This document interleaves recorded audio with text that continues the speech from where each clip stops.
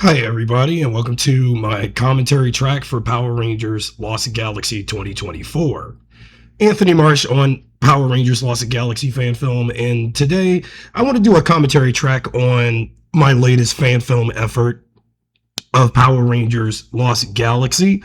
And as you open the movie, it starts with a dedication screen featuring a dedicating the movie to my brother Austin Marsh, with the tag "Once a Ranger, always a Ranger" in yellow text. What you're about to witness was a Power Rangers Lost Galaxy fan film that took me a while, it took me about a long time to do and put together, but this film is a starting launching pad for the Power Rangers Lightning universe, which is a Power Rangers fan film cinematic universe I was intending on ever since the 2017 Power Rangers movie, and ever since the ramifications about that movie not doing so well, and then the theory about if Power Rangers was to come back with a batch of movies, and if that movie had, spawned the sequels it did. But unfortunately, now the conception of the Lightning universe came from if you remember back in the Terra Venture podcast, for those who have listened to that video back in the day, I did talk about doing a Power Rangers Lost Galaxy fan film that was set in the new cinematic universe. This fan film was my backup plan if Power Rangers Lost Galaxy, the Wrath of Trakeena, was to underperform in some capacity. So there was a reason for me to do a new film. This time I had to up the ante with my production medium. It's still the same old usual me, how I do the filmmaking, of course. This is the first Power Rangers Lost Galaxy fan film that I shot entirely in widescreen because I wanted to make the fan film seem more cinematic as possible, regardless of the cruddy looking custom action figures I've done. But I wanted to make the film seem more cinematic than look so goofy and cartoony looking with those paper dolls that I did in the past, and that's why I did away with them. Because I felt that the reason for that 8-year-long hiatus from doing fan films was due to how people perceived my earlier fan film attempts of Lost Galaxy. And there was a reason why I came back 8 long years later with a new movie, because I wasn't sure how people would react to this one. Because I just wasn't sure. So opening in the movie is the opening prologue of Scorpius facing the Red and Yellow Rangers. This was in the shooting script, of course. In parts of this fight between the Red Ranger and Scorpius, I did model this a little bit off of Rancic versus Alex in the first Red Time Force Ranger in the very first episode of Power Rangers Time Force. Although it's not great, but I just had to do something similar. But for Lost Galaxy, I needed to do something that was similar to what was done in Heir to the Throne, but slightly different, of course, because I didn't want to make another retread of Heir to the Throne of how all the Rangers battled Scorpius. But it would just be the Red Ranger versus Scorpius, but the Yellow Ranger was down, as you saw it earlier into the film. And I will delve into more on soon and why I had to redesign Scorpius from what he was in the TV series.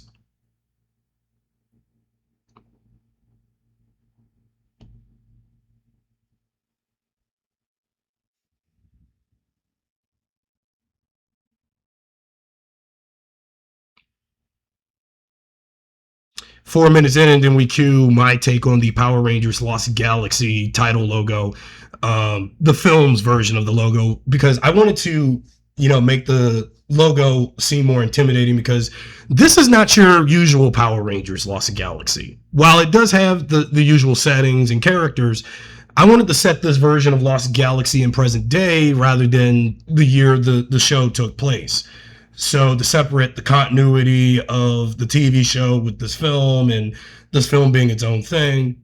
So there was a reason I had to make things different. Now, initially, before the scene with our very first Leo and Damon scene in the garage with the Camaro, Leo holding the Quasar Saber, before all of this, when I was doing the script and then when I shot the movie, I was supposed to have a opening convoy sequence, because this was yet again me harboring on my original Rise of Trakeena attempt, where that fan film was trying to be the Power Rangers version of G.I. Joe in its live action movie at the time from 2009. But since it was 2022, 2023, 2024, there's no way I was going to actually put all of that into the film because there will be no room for it. Because I also made clear that when I wrote the script and then put the, shot the film and put the film and everything all together, I just didn't want to end up making another bloated 3 hour long movie because I didn't want to do a 3 hour fan film again. So I decided to go down to about 2 hours and 30 or 2 hours and 35 minutes because I didn't want to do a fan film that would pretty much bore the audience. But if it seems boring with some of the exposition and, the story choices that I made for the film, that's perfectly fine. I decided to be more nuanced with the introductions of a few of the characters real quickly rather than an opening convoy sequence akin to G.I. Joe. Leo and, originally in the script, it called for Leo and Damon to go on a convoy to extract a portion of the Lights of Orion in a box before Furio and the Stingwingers would get it, and then that's how the convoy would have opened the movie big after the opening prologue with Scorpius. But then we cut to our very first scene of Leo and Ursula Hirschman. We'll talk more on Ursula later. I do also want to touch on a little bit on some of the casting choices on why I fan cast a bunch of well-known actors, but some of them seem underrated to me because most of the actors like Liam Hemsworth are well known, but they seemed rather the most underrated bunch of batch. Now, the reason for the fan cast choices for the Galaxy Rangers and Trakeena for this version is because I wanted to go for actors that I thought, regardless of their ages, even in real life, I wanted to make sure that I wanted to find actors that resembled the characters and the original actors from the TV series as much as possible, because even if the actors like Liam Hemsworth and Chris Pang even were like too old to even look remotely like those characters, because originally, now speaking of Chris, who is Kai in my version, in the film that we got, I originally was intending on having Godfrey Gao, who was an actor, by the way, and the reason I originally chose him for Kai before his tragic passing in November 2019, I didn't really know who Godfrey Gao was, and the reason I fan cast him because his name was a nodding rhyme to Archie Cow, who played Kai in the main show. But sadly, when Godfrey passed away in November 2019 of a heart attack at only 35 years old, I quickly had to scrummage and find any Asian actors, Asian American or Asian Canadian actors to be the Blue Ranger. So I decided to go with Chris Pang, who I do believe I remember seeing in a movie with Kristen Milioti, who was, the Pink Ranger in my last Power Rangers Lost Galaxy fan film from 8 years ago. Palm Springs, that movie he did that she did on Hulu, and Chris Pang was in that. So I think I may have recognized Chris from somewhere before this point. Then going into like Liam Hemsworth. Now Liam Hemsworth was my only fan cast choice for Leo because, the thing was, I just couldn't find a decent actor that resembled Danny Slavin, who played him in the TV series, so Liam Hemsworth was my only bet. And I know people have argued with me in the comments section way back in 2022. Now, I need to go into the detail about this because back when I came up with this fan cast, people on Instagram, when I made that cast announcement for this fan film, that the Rangers that I was going to, what actors I was going to consider for the Lost Galaxy characters, if the Rangers are going to be Leo, Damon, Kai, Kendricks, and Maya, the big names of Power Rangers canon.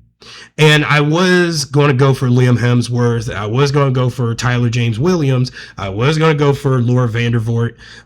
Those people like that. And I remember looking at the comment section. I can't believe that post blew up like crazy on Instagram, on my Instagram page for this thing. And I don't know why, for some reason, people was like, I think it had something to do with the character, the actors in real life being too old, and the Power Rangers, most Ranger teams are supposed to be like either teenagers, in the cases of like the Zordon era teams like Mighty Morphin Through in Space and Dino Thunder and teams like that, or Rangers with jobs like, the Lost Galaxy Rangers, who are like supposed to be roughly like college age between 18 to 24, and, being on Terra Venture with jobs and stuff while Leo was a stowaway. But see, here's the thing. The reason I went with this cast was because, well, I wanted to see how they would have been if they was the characters, if a Power Rangers Lost Galaxy movie was made with such a cast, if I had gone with a more mature direction. So there was a reason why I went with a cast like them, and because I also wanted actors that remotely resembled the people who played them back in the day. But if they were more battle hardened and more mature and set in modern day, because knowing most of the cast of Lost Galaxy and actually all the actors from the original Saban era of Power Rangers, they're in their 40s and 50s now. And even though, they still aged well years after their respective seasons were up, but when you see them at conventions like Power Morphicon, Ranger Stop, the works, they still look good, even though they've aged quite a bit, because, well, that's part of life. We get old. And the actors, regardless who I got in fan casting, they may be too old, but I can still try to, get them to look like those characters, but if battle hardened and older, and set in the near but not too distant future, hence the tagline. But even though in the original editing, in the original cuts of the movie, after the title pops up and then showing Terra Venture, there was a tagline that would say "in the near but not too distant future," but people wasn't sure how they would take this take of Lost Galaxy being futuristic in the Ranger suits. Now, when I did the custom action figures, you can tell that even in most frames, the figures did look pretty rushed and rough, because filming did, when I started filming in 2022, I had to get this film done within 2022, because if I didn't, then the film will be delayed even much further, to the point nobody wants to watch it anymore. But I was on a certain crunch time getting these custom action figures made. Since I'm not doing paper dolls anymore, I decided to just do custom action figures. Most of the 12-inch figures that you see in most of the film are a mix of 12-inch action figures from Hasbro themselves, with the Titan Hero figures that I did use for half of the Rangers, but every other 12-inch figure is from Spin Master, who was doing, because when I looked at Spin Master's 12-inch action figures for DC Comics, Batman, Superman, The Flash, and Blue Beetle and the like, I used several of those action figures for several of the characters. The pink and yellow Ranger and Trakeena's bodies are basically modeled after the 12-inch Catwoman figure from the 2022 The Batman movie toy line. And whereas the red, blue, and green Rangers morphed suited figures were actually a repurposed Titan Hero figure of Iron Man from Avengers Infinity War or Avengers Endgame's line of toys from Hasbro. Because you can tell, given the sculpting, from an Iron Man 12-inch figure back when they didn't have, because looking at those 12-inch figures, they were very nutcracker and very static, with very limited posing. But you're looking at some of the 12-inch figures you see from Hasbro for the 12-inch scale of things now, they actually did put more effort into the joints on the arms and legs now. But when I did this film, and when I did a couple of the 12-inch figures for the red, blue, and green Rangers, they didn't have that much movement. And now this is like the only battle sequence of the Stingwingers. This was shot at night. You can barely see what was going on.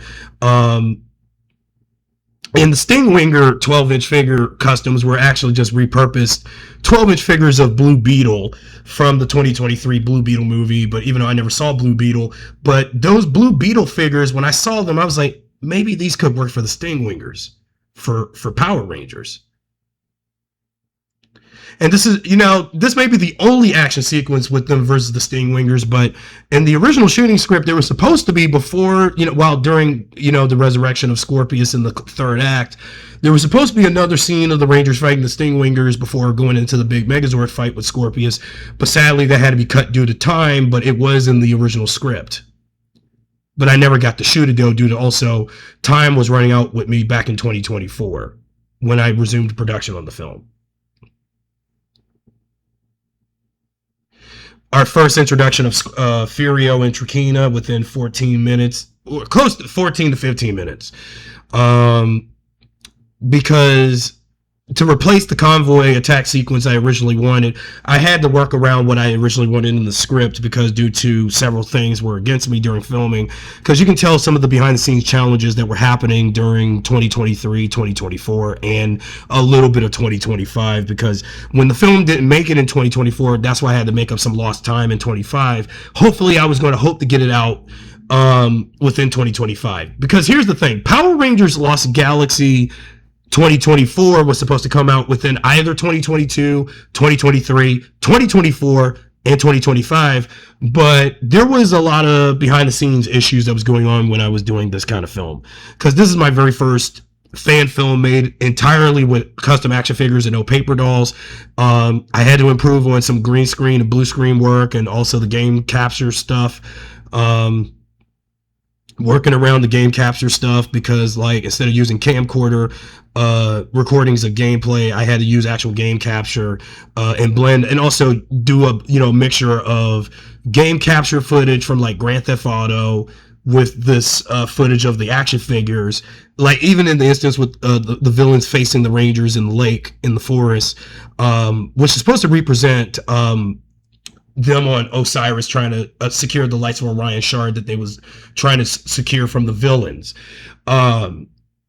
Now the girl fight between the Pink and Yellow Rangers and Trakeena, that was originally supposed to be for the third act, but I decided, during editing in the last minute, just make this as part of the first act, and so we can have an early introduction of the villains, actually encountering the Rangers, because. Well, then again, what I was originally intending in the shooting script, I just had to do some mix arounds last minute because most of it was not going to work. Because also the fear that if I made it yet another Wrath of Trakeena being 3 hours long, a lot of people are going to tune out of this anyway.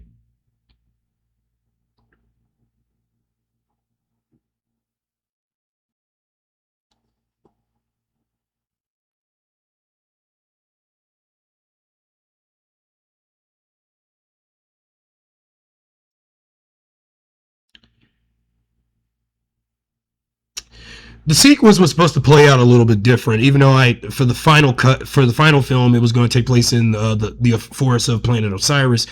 But there was also supposed to be a sequence where in the script they would have monsters that was aiding with Furio to fight the Rangers, and then the Rangers would, go after the villains on the Astro Mega ship, and there was supposed to be also an ambush sequence on the Mega ship, and then as they head to Terra Venture. But all those things I originally wanted in the script didn't make it, so I had to go with this in the last minute.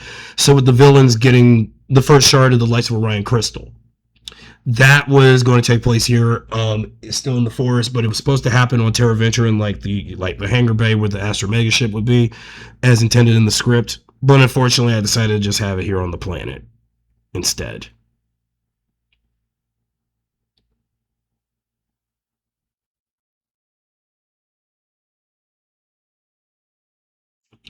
We get our first introduction scene of Alpha. Alpha.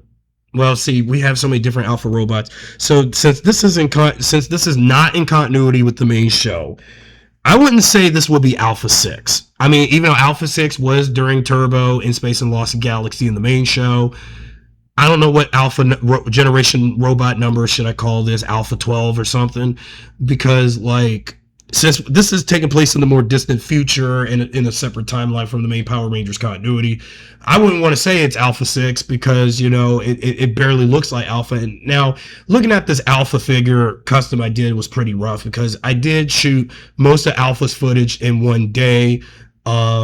So I can, because when I was trying to do all this footage of the movie, try to do separate takes with the figures, and due to time being so against me back in 2023 and 24, due to some personal life matters that was happening during this production, I had to shoot certain characters and scenes separately in order to get the movie done because I really. Because there was some things that were going on. Okay, I'm gonna have to talk about it, but So during filming of Power Rangers, there was a major falling out between me and Austin. And when filming was going on throughout the last of 2022, um, I was still steadily filming stuff for the movie and trying to see what scenes will make it and what scenes wouldn't. But since I did had a very overstuffed and crowded script, I knew that some scenes I had were not going to make it. So I had to work around what I could. And plus, I was going through some problems with him in general. Filming was still steadily going on until January 2023. But then, unfortunately, due to what happened between me and Austin at the tail end of January 2023, hence why I hadn't been making videos or films in a while. Due to our personal dispute of things, and then that falling out, and then due to, just that, everything was on hiatus. And that year-long hiatus from February 2023 until February 2024 put the entire production in jeopardy. And I spent most of 2023 away from Power Rangers. I did caught up while working on while the fan film was on hiatus. I did caught up for like the main show things, caught up on Cosmic Fury and Once and Always, and whatever for the 30th anniversary. But once I seen those, I knew that Power Rangers was done. It was really done. And Hasbro, I don't know what the hell was going on. Like, they've been talking about a reboot that was supposed to happen in 2025 and 26. Nothing came up. So I was like, okay, so with that time being spent, now that Power Rangers, the main show, is over, I can actually spend more time trying to get this fan film done. So it was 2024. And it was also not only, the year I had to resume things, it was also the 25th anniversary of Power Rangers Lost Galaxy that year. So for the 25th anniversary, I tried to go out as much as I could for the 25th anniversary as opposed to the 20th. Because when I was originally working on a fan film, that being Power Rangers Lost Galaxy Infinite Frontier in 2019, 2020, that was during the 20th anniversary, but the film wasn't going to get done in time due to COVID. And also, this fan film was affected by COVID and the Hollywood strikes that were happening between 2020 to 2023, given the fears with AI and all in 2023 with Hollywood. But by the by, I did use some AI generated backgrounds for the film because, see, I think another thing what probably drew a lot of people away from the fan film was the use of AI. See, here's the thing with AI. When I first heard of AI generated material popping up in like as late 2022, but 2023 is where I really noticed how much AI generated material will crop up on the internet, especially YouTube and Instagram and TikTok. A lot of people have always been so up in arms with AI. I just don't understand the stance with AI, but I get why a lot of people don't like it. I wasn't fond of AI generated material at first. Yeah, sure. When I first saw some AI stuff like, AI generated, takes on modern properties if they were 1980s dark fantasy stuff, for example. Now, that type of stuff scared the crap out of me, or 1950s Panavision, VistaVision looking. Yeah, that type of stuff freaked me out. But when it came to other AI generated content, there have been some AI generated material that just did not look right when I first saw it.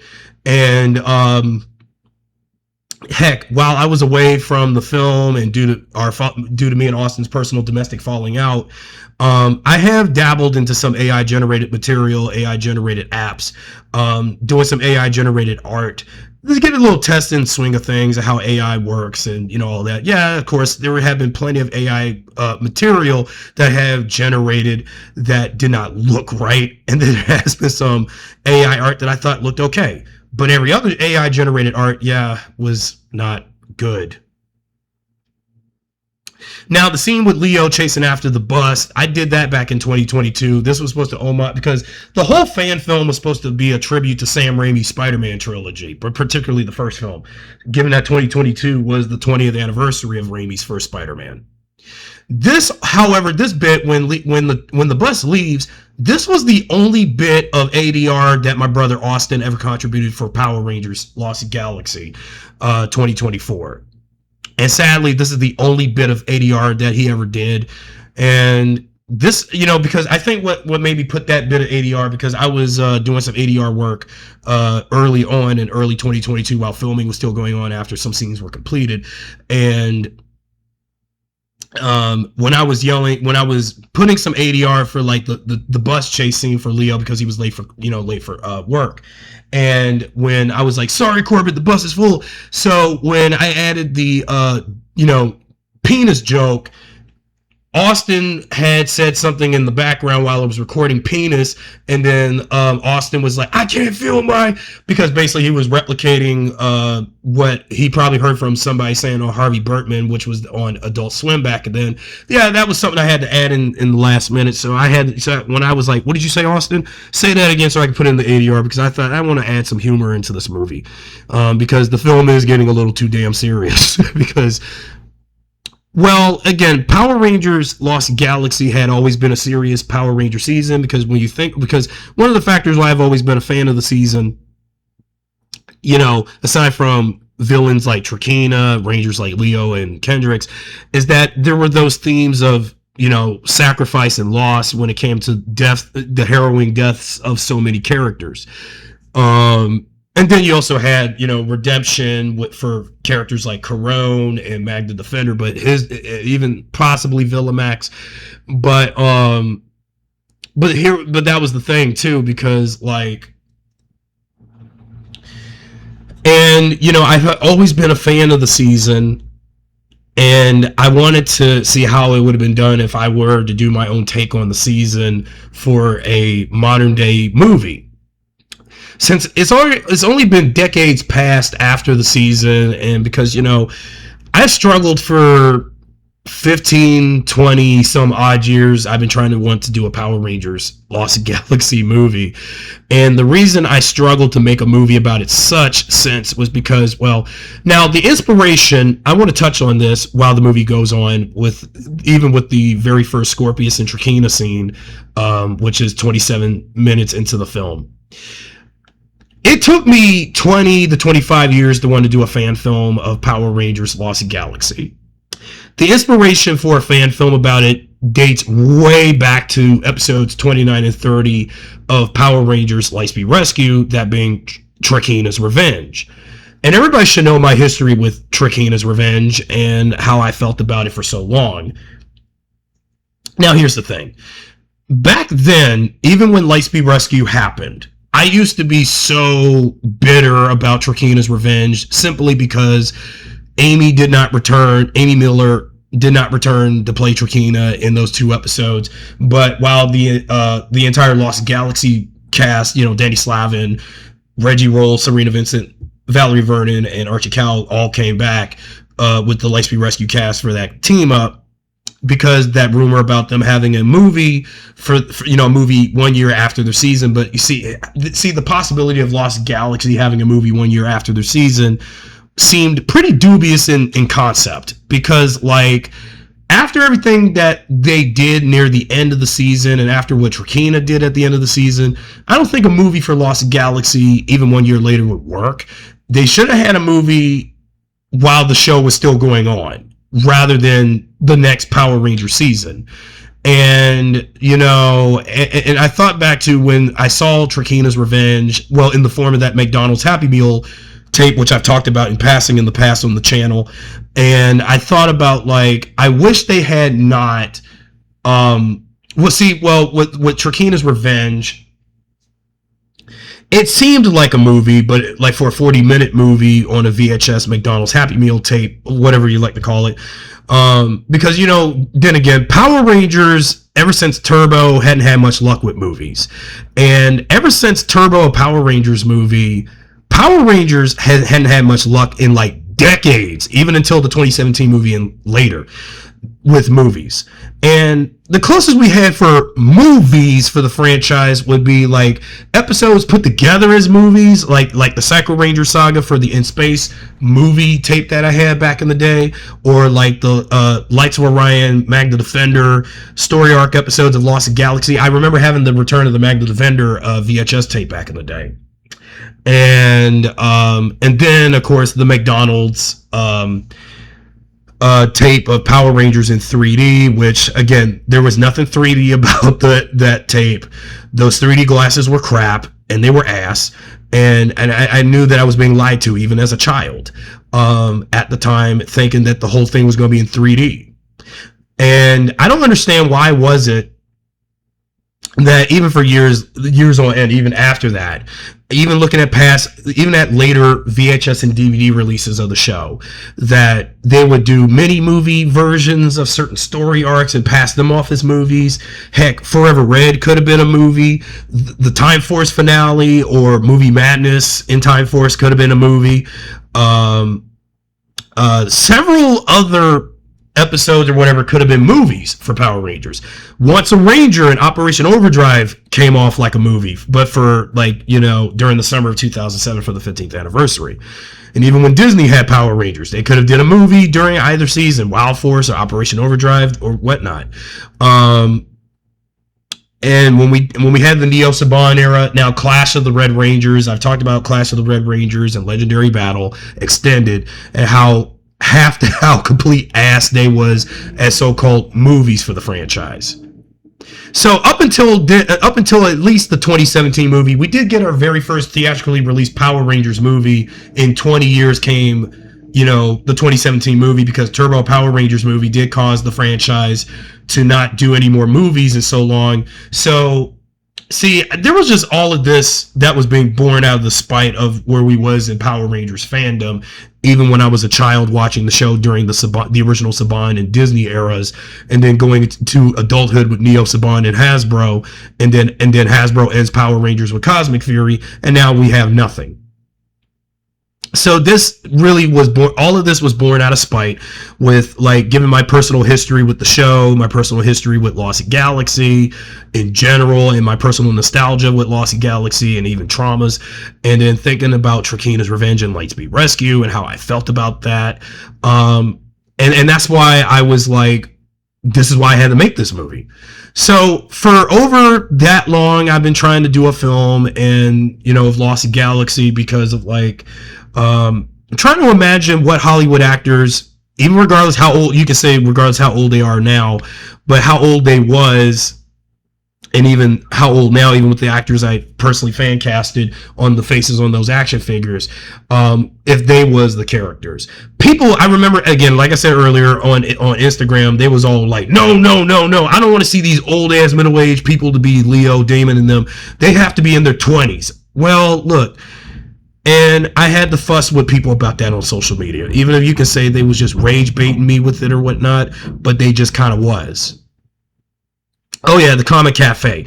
I had to use Dave and Buster to represent the Comic Cafe because I felt as though that, well, when you think about it, the fan film does adapt a few elements from later Power Rangers Lost Galaxy episodes. While the fan film is its own thing, I did adapt the Lights of Orion saga, how I wanted to do that different. But the main focus of the movie, especially now that we're 33 minutes into this, I really wanted to mainly focus on Leo and Trakeena, because this was definitely their movie. See, if you know where I'm getting at with this, now the reason I wanted to do a Leo and Trakeena love story gone wrong type story, even though it's not canon, knowing that in Power Rangers canon, Leo and Trakeena never had a relationship at all. The only relationship they had was just a standard hero versus villain rivalry, because Trakeena felt, injustice and wronged by the Rangers because her father was struck down by the Red Ranger, primarily the Red Ranger. So that's why the creators of Lost Galaxy. Now here's the thing. So behind the scenes of the TV show, as opposed to this, the TV show, when they did Lost Galaxy all those years ago, The reason they killed Scorpius off, and this was from Trakeena herself, Amy Roll, Amy Miller Roll, who played her in the series. The reason they killed Scorpius off because on set, Scorpius was getting a bit too heavy and cumbersome to move around on set. So they had to work around a storyline where Trakeena would be the main villain. So they have to like pass on the torch from father to daughter. So there was a reason for that, because for them to have Scorpius in the beginning as the main villain is sacrosanct. But like, I wish they had not had him as the main villain if he was going to be a human, a anti-human but all insect puppet monster villain. And like, I have always been vehemently been against Scorpius. No offense to Trakeena herself, but her father may be a puppet, but just got to understand he was very cumbersome on set for the showrunners when they made the show all those years ago.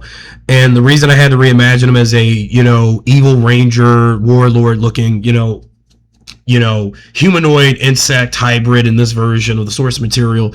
That's one of the reasons why I had to reimagine Scorpius from what he looked like in the series, because I think for today's standards in 2025, 26 or whatever, I just wanted to reimagine Scorpius from what he looked like from back in the day. Everybody still looked the same from what they looked like in the series.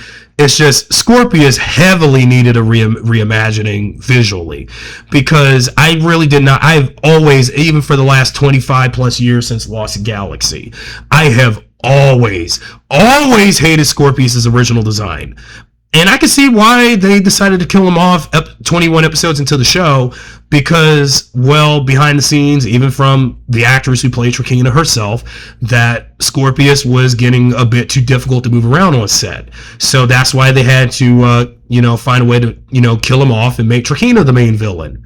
And I think it was for the best, because after many episodes into the early half of Lost Galaxy until Heir to the Throne, Trakeena in the beginning was always pouting, whining, Divatox level with that type of whining and pouting and getting all uptight because her father keeps telling her that she can't fight for shit. And that's one of the reasons why they did it. Now, the Galactic Speeders. The Galactic Speeders were originally from Power Rangers Lost Galaxy toy line from Bandai. Now, for the last 15 or so odd years since 2013, 2014, when I did the first Power Rangers Lost Galaxy fan film I did on the channel. When I did Power Rangers Lost Galaxy 2014, I originally was supposed to use the Galactic Speeders for some capacity, but it wasn't fully much. So I actually took advantage a decade later to use the Galactic Speeders now that I got all of them. Now, in the original toys by Bandai for the Galactic Speeders from Lost Galaxy, I did hinted that even in the script, even in the shooting script, that the yellow and pink Rangers would get speeders, because in the toys it was just only the red, blue, and green Rangers and Mag the Defender that would get them. Because Bandai, knowing back when Bandai still had the toy license, the Power Rangers, until Super Ninja Steel, every time we had toys for all of the Power Rangers, most of the female Rangers hardly get squat anything great. Besides, they'll probably get a cycle or something here and there, or a power-up armor. But in Lost Galaxy's case, I mean, the pink and yellow Rangers do get jet jammers. They do get the Lights of Orion armor. But they don't get nothing like the Galactic Speeders. Because, back then when Power Rangers was still having toys by Bandai, it was still a boy-centric, franchise. Boys were always getting the toys more than the girls. So, that's probably why. Maybe one day in a future installment, if I ever buy more Galactic Speeders, probably just only two existing Galactic Speeder toys on eBay, I'll probably repaint either one of them, each of them, to be a pink Galactic Speeder and a yellow Galactic Speeder, so equally the team can have them all. Because if the guys got them, because it was implied in the film that, Kendricks, in the script, I wanted to come up with a story explanation how the Galactic Speeders were born in this version. Since in this version, I wanted Kendricks, to fully be the scientist of Terra Venture, not just as the scientist for Terra Venture, but also an engineer and tech assistant expert for the Rangers, kind of like Billy during Zeo. And I thought, all right, let me have Kendrick's build stuff for the team, just or even like Kendall Morgan and Dino Charge. So I knew where my influence with my version of Kendrick's came from. Of course, the base Kendrick's Morgan from the main show, but then combining some bits of Kendall from Dino Charge, Kendall or Ms. Kendall Morgan from Dino Charge, and then think about Billy from Zeo, or Zeo, and even recently Once and Always, the 30th anniversary Power Ranger special, and I thought about that. Now the Grand Theft Auto gameplay footage is well, I had to upscale it to look well crafted in high definition with the widescreen, so it can look very cinematic. So at least this is not all camcorder stuff. Now some of the sequences I did capture from Grand Theft Auto 5 for Power Rangers. Sequences like the Humvee, which is actually the Night Shark from GTA 5. I had to make a sequence like this to be a bit too violent because I wanted to show how cathartic the villains would be to represent visually, because this sequence I knew was going to be a bit too violent and too cathartic, because given GTA is rated mature and Power Rangers is supposed to be family friendly, I feel like this is a little too much. But when you don't have a Monster of the Week type of monster doing this kind of chaos, I mean, what else was I supposed to do? Now you have the Galactic Speeders from Bandai with the Hasbro Lightning Collection figures, available at your local retailer or on eBay, since Hasbro ain't doing no more Lightning Collection. Now there is some shots of stop motion I did do for the figures, at least, but the stop motion is not that great. So I tried. So I had to blend gameplay footage with the toy footage, so at least I'm not using Sentai footage. I had to make sure that Power Rangers Lost Galaxy 2024 was shot purely all original material. Well, video game capture footage notwithstanding, but I had to make sure that I'm not using Sentai footage for a fan film. And so I had to get creative with the blending of the gameplay with the toy footage. Since I couldn't do action sequences like this with the paper dolls in the last batch of films, I had to do it with toys. Because I should have had done this a long time ago, even way back when I did Power Rangers Lost Galaxy 2014. And I know it's not great, but hey, take what you will. I'm trying something, all right? So lob at me if you want in the comment section. And I know some of y'all listening to my commentary are going to be lobbing about how, oh, this looks like shit, you could have done better or whatever in the comment section.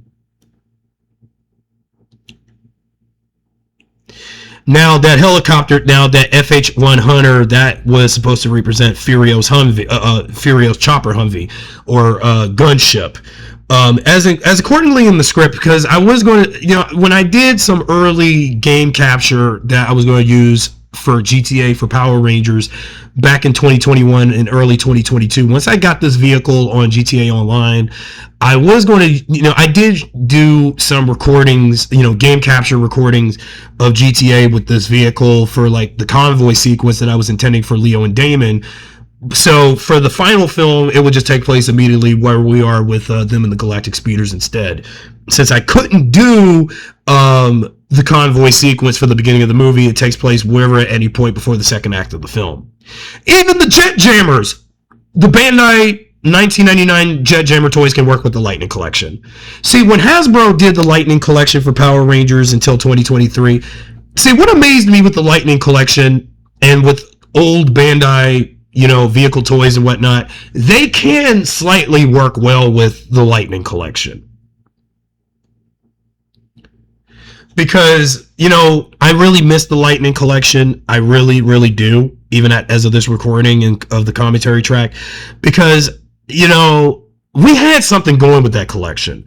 And one of the reasons why I loved Hasbro's Power Ranger figures that they did, they were more real world and authentic because, after 25 years of roided up and steroided, muscular looking Power Ranger action figures, I was happy that Hasbro was doing the Lightning Collection. And, I was skeptical of their figures at first, especially for the Mighty Morphin batch.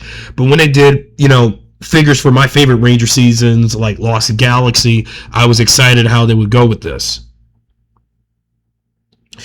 And again, this sequence is probably an extension of what was my intended convoy sequence, but since we're like halfway close to the 1 hour mark of the film and we're only 44 minutes into the film, Furio shooting up a bunch of cops with the Humvee, and then I did had to in the last minute during the final cut have the Green Ranger, just elude him shooting rockets at the Humvee, but it's just basically the sticky bombs that So when I was doing the recording to make a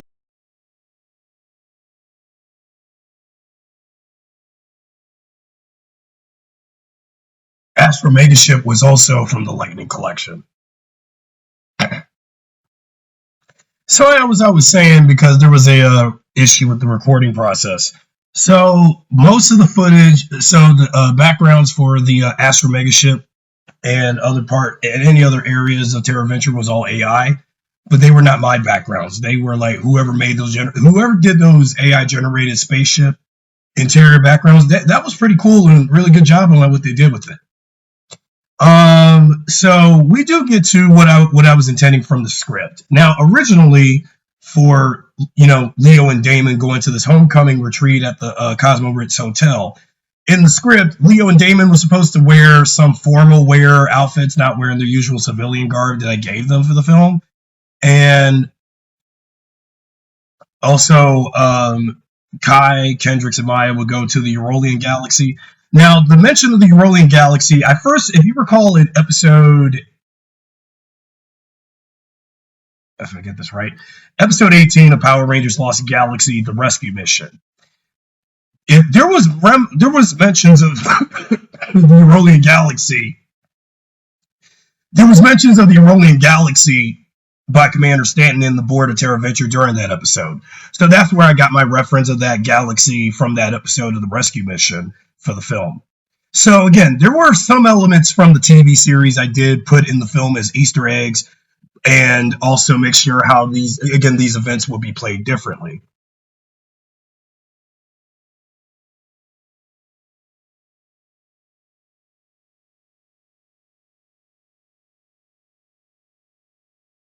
Okay, now we need to talk about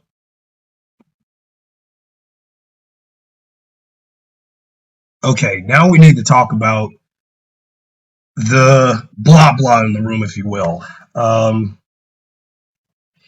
So, for my fan casting choice of Trakeena, it was not so obvious. Now, during pre-production and early development of this film, I was going to consider Bridget Regan, who I originally had for the Yellow Ranger in my last Power Rangers Lost Galaxy fan film, and in Trakeena, the Insectile Queen of Darkness, and have Bridget be Trakeena again. But I felt that since in real life with how she was with all those different TV show projects like The Last Ship, Jane the Virgin, The Works, and her being a mom, being full-time mom with all that in her personal life, I just decided let her go and keep looking to find the right actress that I thought would look like Trakeena, because there were other actresses that I was, back when this film was in development, I was considering other actresses, but two of them of which that are my least favorite actresses that were working in the entertainment industry.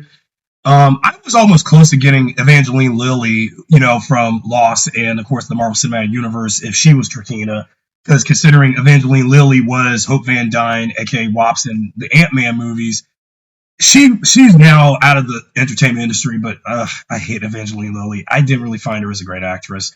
And I almost had Elizabeth Bitsy Tulik from Grimm and Superman and Lois as Trakeena.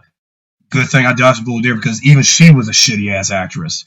So my last choice was going to end up being Abigail Spencer. Okay. Now, coincidentally, with Abigail Spencer, all right, let's get on with this. My first exposure to her, I remember, because again, I just mentioned her one cameo guest spot on a season 3 episode of How I Met Your Mother, when she was blah blah. Let's put it that way. So blah blah, basically, when I saw Abigail Spencer on that one guest spot episode of season 3 of How I Met Your Mother, she was my early basis for the Ursula Hirschman character. So this is how it's thinking back to some of her early acting work. Now I know she was notorious for being in TV shows like Suits and Rectified, Reprisal. Currently, she's on Best Medicine on Fox. Um, she has done plenty of shows and movies since she was on soap operas when she started acting in the late 90s, early 2000s. I have never heard of Abigail Spencer up until something like the TV show Timeless. Now, back when I did Power Rangers Lost Galaxy, The Wrath of Trakeena, way back in 2016, 2017, I probably, if I had gone back in time 10 years ago when I had Wrath of Trakeena in production, when I was doing when I was doing a fan cast, I should have went with her for Trakeena a decade ago, because looking back on Wrath of Trakeena, I really made a big, huge mistake, and this is one of my biggest regrets in fan castings. I really did not like Maggie Siff at all. I mean, regardless of how much of a dramatic, feminist actress she is on Sons of Anarchy and Billions, but I have never liked Maggie Siff. I'm sorry. And honestly, and I knew Maggie didn't seem right for the villain, because given her, knowing her history, knowing her real life acting history, she would never want to be in a superhero movie or something like Power Rangers in real life, had if she had played this part in real life. Now, knowing Abigail, see, here's the thing with Abigail Spencer. I really should have fan casted her on set, like when she was still in her 30s. Now, Abigail is in her 40s now, as of the film and even the recording and stuff in real life. But a decade ago, when she was in her 30s, she could have worked for Power Rangers Lost Galaxy, The Wrath of Trakeena, as Trakeena in that version. But since she was but in real life, even back then, I wasn't really thinking about her. I didn't know who she was. I mean, I didn't. I wish I had watched some stuff she was in before she, and just like, I mean, yeah. Besides that one How I Met Your Mother episode where she was only for one episode as a guest character, that was always like possessive about Ted. If you remember in that season 3 episode of How I Met Your Mother, when Abigail was on that and she was blah blah in that one episode, that was the inspiration. This is where I got my inspiration for Ursula Hirschman, and how I got my inspiration for imagining if Abigail Spencer was a Power Rangers villain. And now, looking at Abigail and some of the photos, I looked at her on Google and whatnot, and and when I was looking at all these actors I wanted to fan cast for Power Rangers, if possible, movies were made of the franchise with actors from the Screen Actors Guild, because doing Power Rangers for the last 3 decades has always been non-union kid show territory. But if the franchise had gone more union, more Screen Actors Guild appropriate and whatnot, I know these actors are already way too old to be in this franchise given their ages and stuff. But had this had happened years ago, and if we even had a Power Rangers cinematic universe, that's why this fan film was that concept. This is my concept type movie, because for years I've always imagined these actors, if they were a part of the franchise and if the franchise went to so goddamn non-union all the goddamn time, and if Saban or Hasbro could have made the franchise more of a union production, we would have gotten big name actors to be a part of Power Rangers.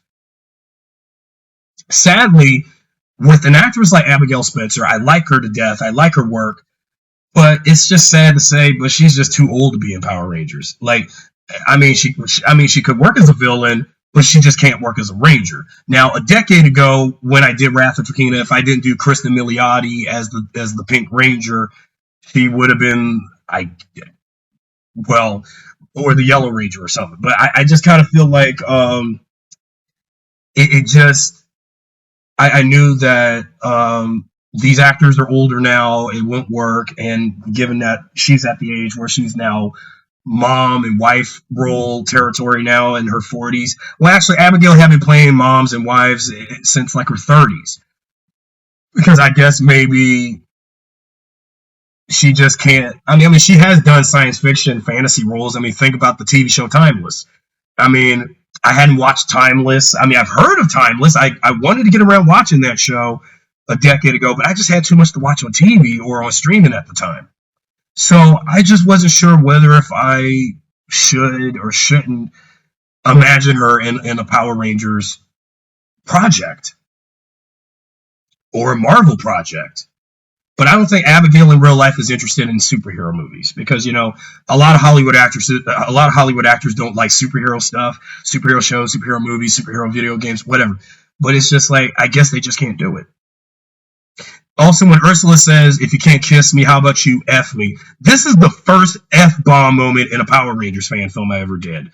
Um, Now, the reason for me fan casting Abigail Spencer for Trakeena, or in this case Ursula Hirschman, I wanted to pick an actress that looked that given the stuff I've seen her in, if she had done a project or two where she had played a villainous, volatile woman with a damaged mental type thing, and I thought, what if she did this kind of performance?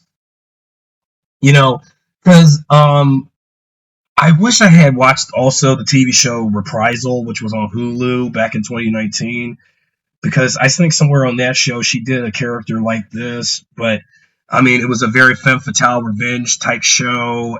I mean, I've seen the trailer for it. It's on YouTube if you're curious. But again, Abigail, I've always wanted to imagine how she would be as a Power Rangers villain.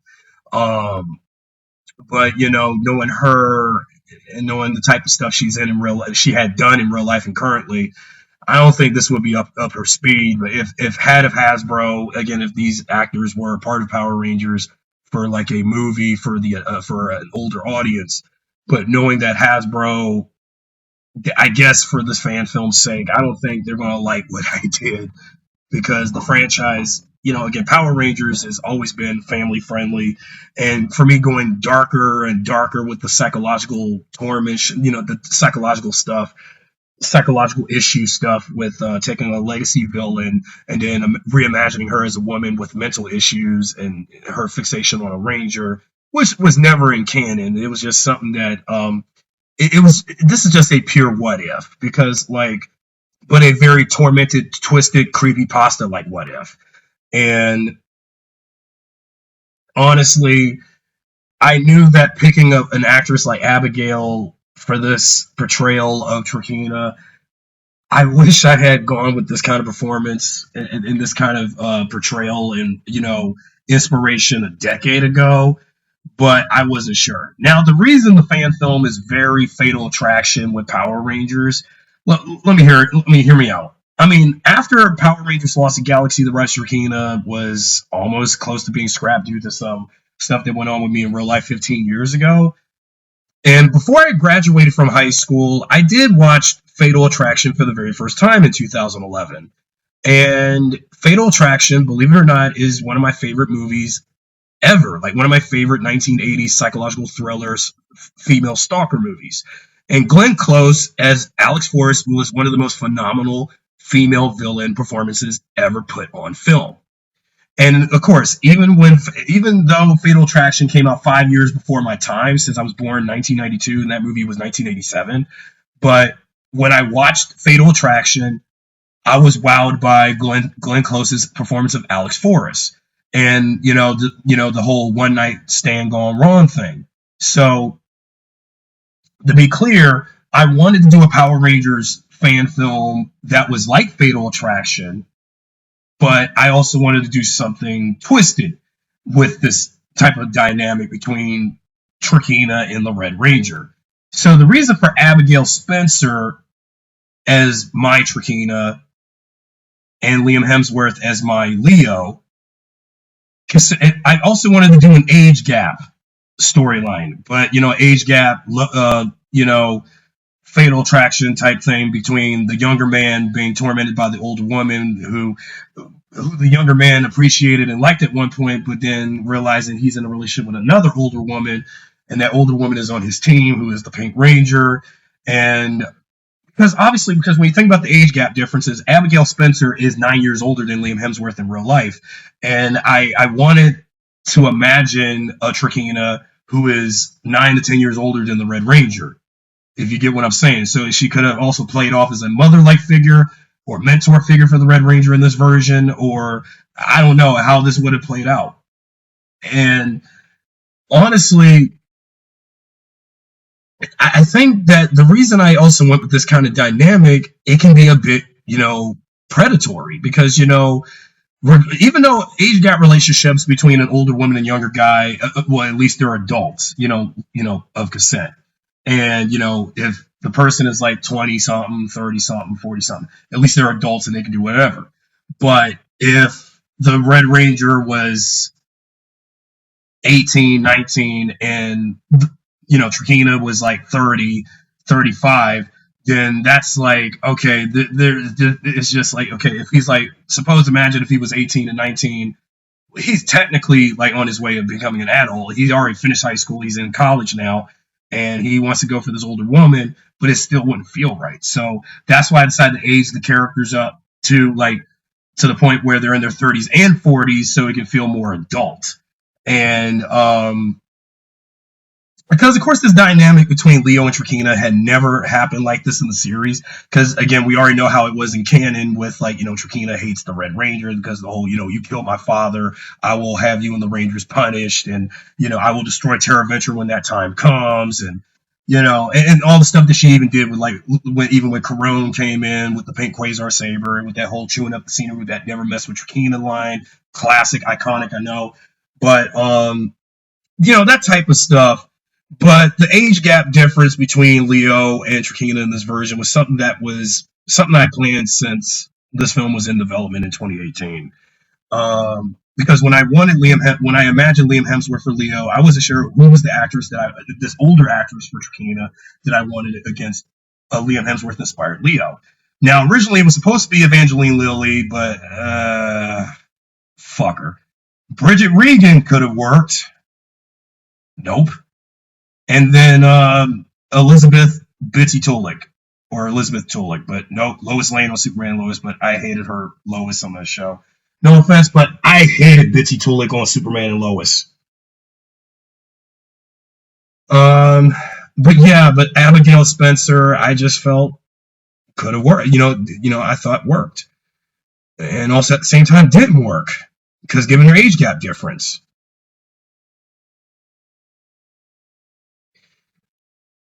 Aside from this being a lot like Fatal Attraction, parts of it was also like that Beyonce Ali Lauder movie Obsessed. This scene here was basically based on that. If you remember in the movie Obsessed with Idris Elba, Ali Lauder, in that scene when Derek was about to leave the hotel, was about to he thought he was going to meet his wife at the retreat. Instead, it was Lisa, who was Ali Larder's character. So I did base some of this scene with, the encounter of Leo and Ursula in the hotel off of that scene. And because, again, I've seen Obsessed a couple of times, but yeah, it wasn't as good as Fatal Attraction. But it was technically like Fatal Attraction for black people, but you got a white woman who is obsessed with the black guy. And I'm just like, yeah, but again, the only reason that movie put people's butts in seats was because Beyonce's star power at the time. But again, the movie wasn't good. Oh no, she destroyed Bumblebee. Now that was intended in the script. I wrote it off as when Leo's Camaro blew up, it was going to be a car bomb because Trakeena did plant a car bomb off screen and blew up Leo's car in case he went by it. Because also, like in Fatal Attraction, if you recall in that scene when Dan was about to go to his car, he saw that his car was corroded with a bunch of acid that Alex threw on the hood of his car. If you recall in that scene in the parking lot. So that was also my version of that car lot, that car being corroded in acid scene.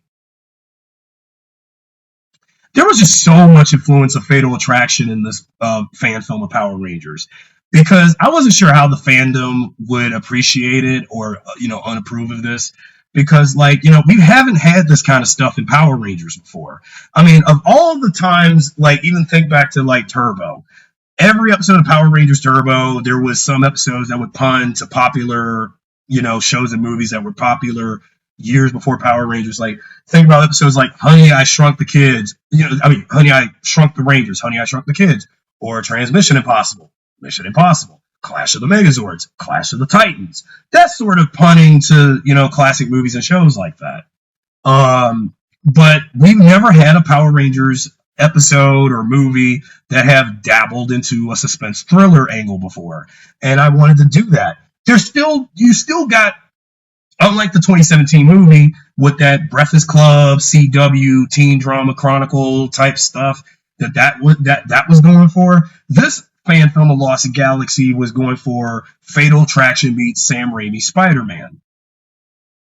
Now, if I had now in my intended version of the film, you do have plenty of scenes of Trakeena and Ursula on screen, but there should have, if I was going to make Trakeena come off like this film's gender bent version of Willem Dafoe's Green Goblin, I should have shot more scenes and footage of Trakeena on a glider type hovercraft, terrorizing Terra Venture like a wicked witch, or a goblin. You know, a goblin with boobs, basically.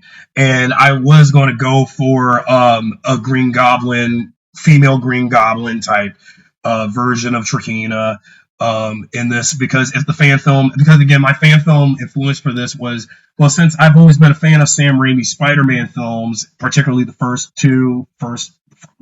one, because the fan film was supposed to be intended for 2022, but since, you know, COVID and all the, you know, personal problems with me, I pushed the movie back a few years, and now it's 2026 as of this recording, and yeah, the movie came out 2 years too late because due to stuff that was going on with me at the time, and I just couldn't get it straight. I just couldn't get it straight. This scene was also straight out of Fatal Attraction. If you recall, when, like, in Fatal Attraction with Dan, he runs into Alex in his apartment with his wife Beth. So this scene with Ursula meeting Kendricks and Leo runs into the two. This is like an extended deleted scene version of that exact scene from Fatal Attraction.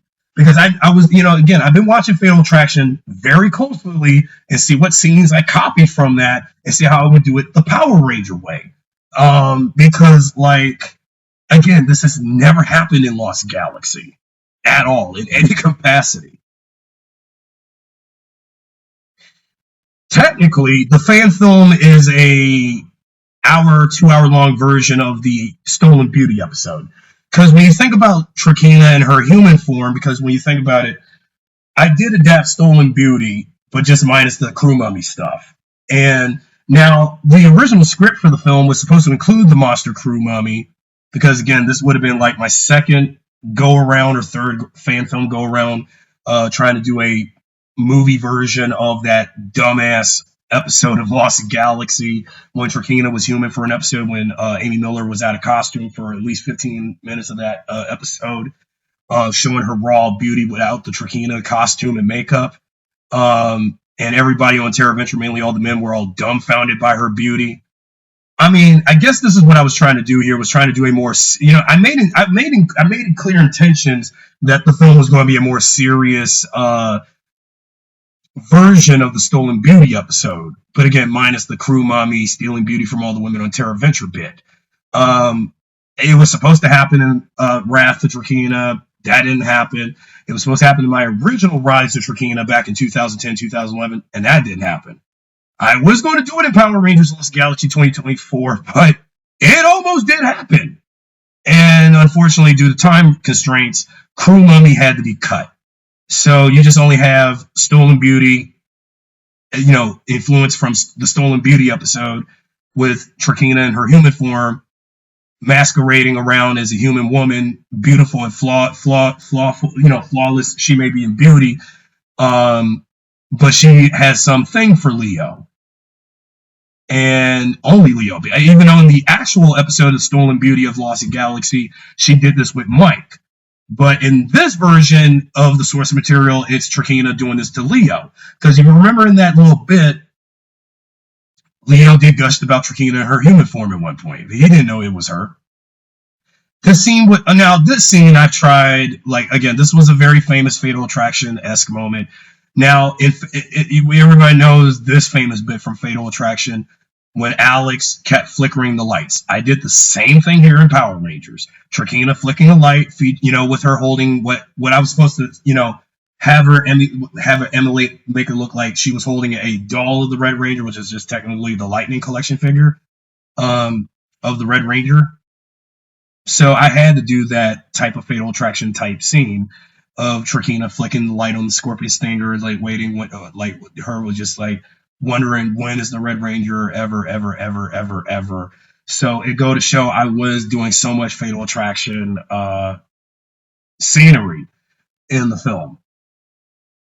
Now, this bit of dialogue was okay, since I wanted to get so full on homaging Sam Raimi Spider Man, I did copy some of this from Spider Man 2. If you recall in Spider Man 2, when Doc Ock looked at his tentacles when he was fully merged with him, he was he was a little pro suicidal at one point, foreshadowing what would come of his fate come the end of that film. About him like wanting to go down to the depths, dark depths, and along with his creation. Trakeena in Power Rangers here, in contrast, she talks to four of her Stingwingers, wishing she would fall into the depths of space and just die with the Stingwingers. I know that's very dark and suicidal, but it's just, again, there was, and some of this dialogue was lifted from that scene from Spider-Man 2. And again, because I was doing so much homaging of Raimi's movies, not great. Again, I'll never be Sam Raimi. I like Sam Raimi. I like what he did with Spider-Man, but I just got to do my own flair of things. But it's just, even with Power Rangers, I really needed to do something different and put my own spin and twist of things. But for decades, with my earlier batch of early attempts at doing a Power Rangers Lost Galaxy movie, I had always imagined in concert what if Sam Raimi did a Power Rangers movie.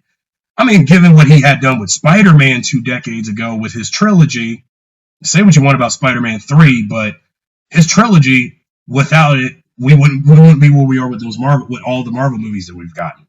So, and comic book movies in general. I never did touched on about the love potion stuff in the commentary, but it's in the film. And the love potion stuff was something that Trakeena never did in the actual series. This was just something I did in the film because I thought to give credence to what if Trakeena did use the potion to lure the Red Ranger to fall for her or whoever. Now, many wish that it should have been Trakeena and Damon because, okay, here's the thing. Yes, we know in real life, in the years after Power Rangers Lost Galaxy finished production, Damon and Trakeena's actors, Reggie and Amy Roll, got married and all that, had 3 kids. But sadly, they got divorced in 2018. That ain't none of my business, but it's out there. But everybody knows why Reggie isn't with Amy anymore. But it's just, the fact is, I just didn't want to do a Damon and Trakeena romance because it would feel pretty forced. Just because to pay a nod to Reggie and Amy being a thing in real life, and how they was quite a power couple in the Power Rangers fandom. Until the split in 2018 between the two. Then the scene now with Trakeena looking at photos of the Rangers, that was in the script. Her envying the 2 Ranger girls, envying Maya and Kendricks, because this is again lifting from Stolen Beauty, which extending on what could have been with that, with her, if you remember in Stolen Beauty when she saw Maya and Kendricks and how she was all, I'm so bitter, y'all being so fucking pretty, prissy whores than me. Stuff like that. But then cut in and make it look like, okay, okay, feign a smile and act all nice to the 2. Not, bitch. And then, the scene with Trakeena holding on to the phone, looking at the Red Ranger, praying on the Pink Ranger's downfall. That was all in the script because, again, the actual series, Trakeena didn't really know much of Kendricks as a person, all that much, because again, when the show was still being filmed during that point with those episodes, Valerie Vernon was sick during episodes like Stolen Beauty and Heir to the Throne, and then the team up episodes, up until, yes, the Power of Pink, and then they had to off Kendricks, and then they had to get Corone. Even though the whole, casting should have been the Pink Lost Galaxy Ranger, what could have been her 3rd Pink Ranger role, which I've said in passing. But you get the deal. And then the scene with Trakeena in green, encased in green lighting by that mirror, with that mirror scene, that was also lifted from Stolen Beauty. The Stolen Beauty bit from, like, in the beginning of the episode when she was like, tell me, Mirror, who's the most beautiful woman in the universe? And then Crew Mummy shows up. And unfortunately, Crew Mummy, again, is cut from the film. So you just only have some elements of Stolen Beauty with some Heir to the Throne and the Lights of Orion stuff. but everything is all Fatal Attraction, original story with Leo and Trakeena. Now we get to the flashback with our only scene of Mike. Originally, when I was filming Power Rangers Lost Galaxy in 2022, there was another scene for Mike and Leo that was shot. It was edited and put together and was ready to be put in the film. But then I was also wary about where that scene would take place. Now, the Mike and Leo scene I shot before this flashback with the Rangers fighting Furio for the Quasar Sabers on Miranoi, and Mike was about to fall down into that sinkhole by Furio. The scene between Mike and Leo was a Peter and Uncle Ben moment from Spider-Man 2002. So the scene was going to go like that, and it was supposed to be like Mike and Leo's version of the "with great power comes great responsibility" scene. But of course, taking a famous line from Commander Stanton from Quasar Quest, "Never leave a team member behind," and Mike would recite that. That has been shot. That was in the script, and it was going to be in the movie, but due to time constraints, I had to cut it. It sucks. I know. All this great stuff I had in the film got cut. But, oh well. But however, this is the only scene of Mike in the film, in the flashback on Miranoi. Mike and Leo are in, not Starship Trooper uniforms. Now the figures that I use for Mike and Leo in their military suits, that is basically that armored Batman, because you can see the Batman symbols on the chest. I know. I was rushing to get the scene shot. And since I didn't want to use the Starship Trooper designs for Terra Ventures military anymore, I needed to be more modern day and up to date. Starship Troopers was so the late 90s, early 2000s. And I mean, I mind Starship Troopers. I like those suits. But in 2024, 2025, 2026, I need to find some new military garb for Terra Venture for this version of Power Rangers. So I came up with this. So I had to get these figures, which was from Spin Master's Armored Batman figures that, it was cool for some $30 Armored Batman toy that Spin Master did. And I just used them. Boom, there. For the first time in a fan film of Power Rangers Lost Galaxy, I actually recreated the Mike and Leo passing on the red Quasar Saber bit from Quasar Quest. Now, I made clear that the fan film was not going to be an origin story because, damn, I do not want to do an origin story of how they got the Quasar Sabers again.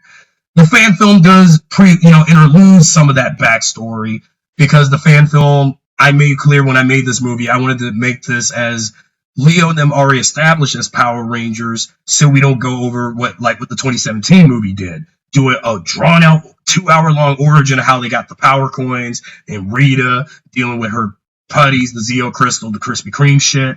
So I had to make clear that I was kind of doing what the 2017 movie should have done. Do a Power Rangers movie. If you want to do an origin of the Power Rangers, it should have been at least 20 to 40 minutes. And then the rest of the movie should have been Power Rangers stuff. So basically, this 2024 fan film is the 2017 movie calling a do-over.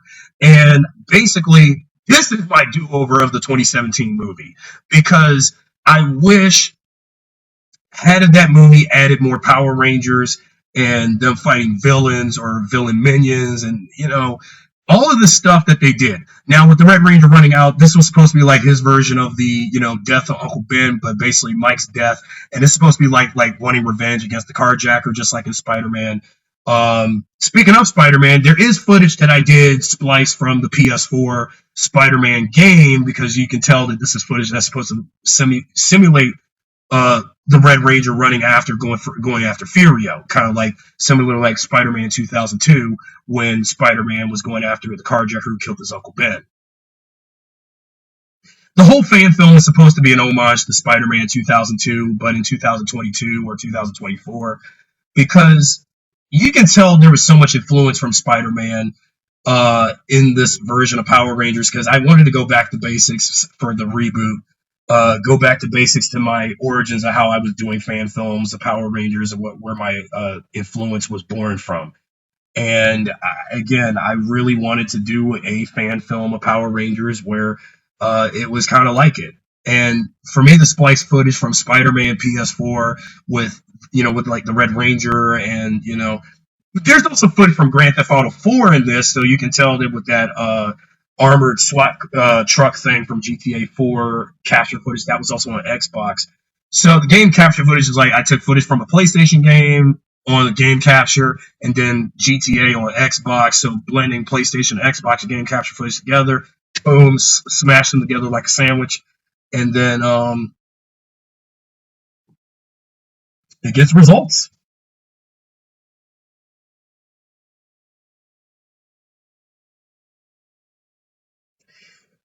See, I did do the GTA footage capture as a way to illustrate and defy how much the villains defy law enforcement and authority. And had they done this in the actual series, but then no, that's a bit too much. It's got to keep it family friendly and all that.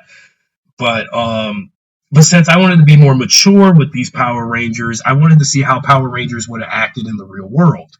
And this is one of the reasons why I did stuff like, the villains defying law enforcement and stuff like that via Grand Theft Auto gameplay footage. And because to go to show how ruthless the villains are toward law enforcement. Then again, in the third episode of Lost Galaxy, we seen the villains try to defend off against the military, and the Terra Venture's military was going to fend off against the monsters until the Power Rangers showed up. So I guess with the Power Rangers around on Terra Venture, I guess the military wasn't going to be used as much. Yeah, that's just what was the point of the military for Terra Venture if they're not like, I mean, it would have been cool if the military aided with the Rangers against the alien attacks on Terra Venture, but since due to budget and Ginga Man footage, there was not much they could do. So you know what I'm saying? Um, yeah, there's just a lot that could have been.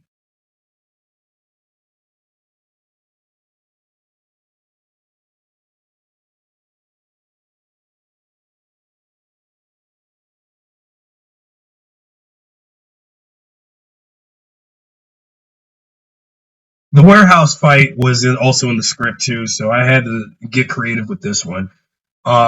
I had to make this as very dark as possible, and I did shoot this scene July 4th, no, September of 2024, because I mean, due to all that lost time I had from 2023, there were some scenes I did have to pick and choose what to shoot for the film due to the lost time I had from 2023 and 2024. So I had to shoot this warehouse fight scene between Leo and Furio. This is basically how Leo had his final stand with Furio differently as opposed to what was seen in the Magna Defender episode. So I did took an element from the ninth episode of Power Rangers Lost Galaxy, which was Magna Defender's debut. Um, if Magna Defender was in this film, the movie would have been overstuffed. So that's why I'm saving Magna Defender for the sequel. So instead, we just have a final standoff between Leo and Furio, and that's it.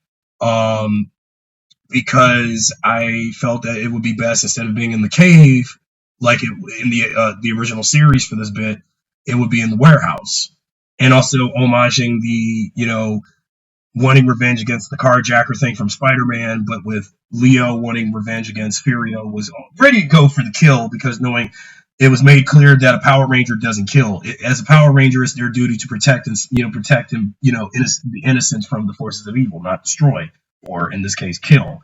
Um, because killing is not the Ranger way, and because I just felt that I need to stay true to what the code and ethic of what being a Power Ranger is. So I don't want the Red Ranger going too out of character, killing a villain for the hell of it. Let the villain end up being a dumbass and just end up hurting themselves or killing themselves or destroying themselves.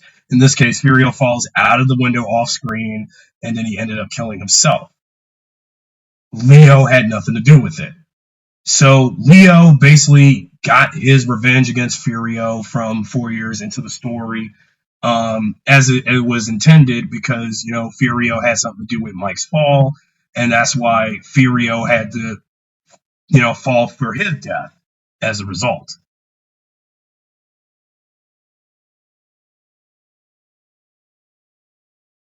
Footage of the Red Ranger holding his Quasar Saber here, that was from the teaser trailer, if you remember that from 2022, but with a different background. And thus, Mike has been avenged. No more Furio.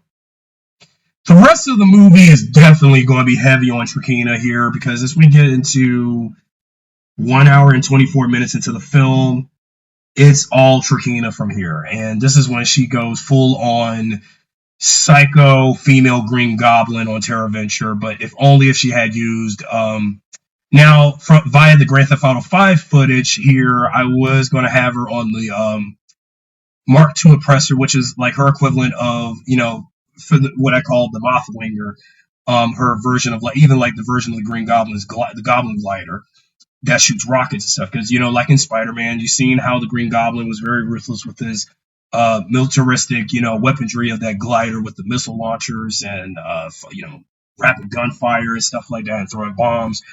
But now the thing is with Trakeena on that vehicle via that footage, the Mark II oppressor, think back to when I first got the PS4 version of Grand Theft Auto 5 during the COVID-19 pandemic in 2020. I did miss out on some Grand Theft Auto Online for a few years up to that point. When I got the PlayStation 4 version of GTA 5 in 2020, and when I got around playing GTA Online, I knew there was some new stuff that was on it. And one of those new things was, of course, to me at the time, the Mark II Oppressor.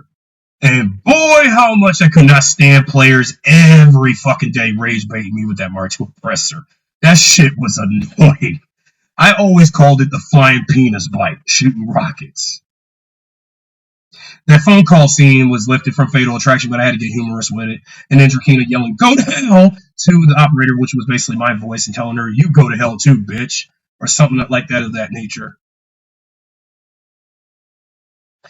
The scene with Trakeena going to a nearby gas station via GTA 5 footage. Now, I should have cut this from the film because I wasn't sure how this would end up controversially evoke what would happen if someone did this shit in real life. Shoot up a gas station. Now, I did capture this footage of GTA back in 2021 or 2022, and I probably should have cut this from the film.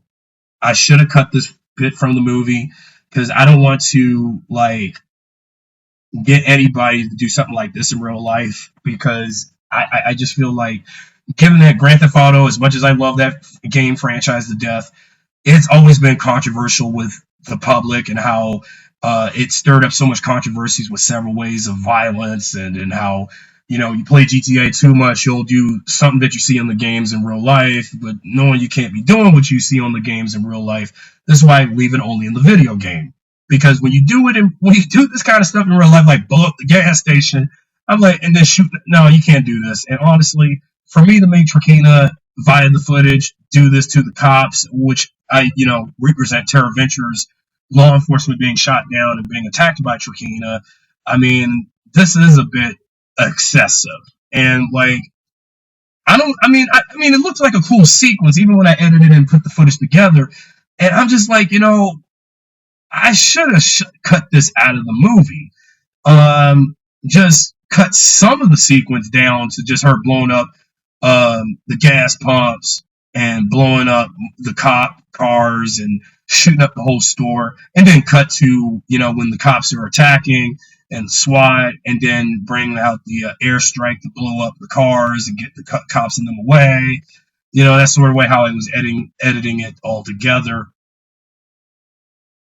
Because again, I should have cut this sequence out because I wasn't sure what the fear and response was from the fans and from people who've seen the film, and I probably should have cut the sequence entirely out because it go to show that I was making Trakeena too violent and had too much malice in her possession to attack law enforcement like this. But because again, this is just a what if Power Rangers Lost Galaxy existed in the real world, and if characters like Trakeena existed in our world and not in a fantasy world, and then she did stuff like this.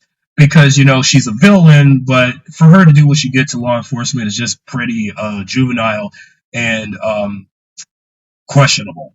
And I mean, I should have had cut the sequence out, but I was like, it was just too damn good. I was just on some high horse of wanting some extreme violence in this film because that's pretty much what I wanted.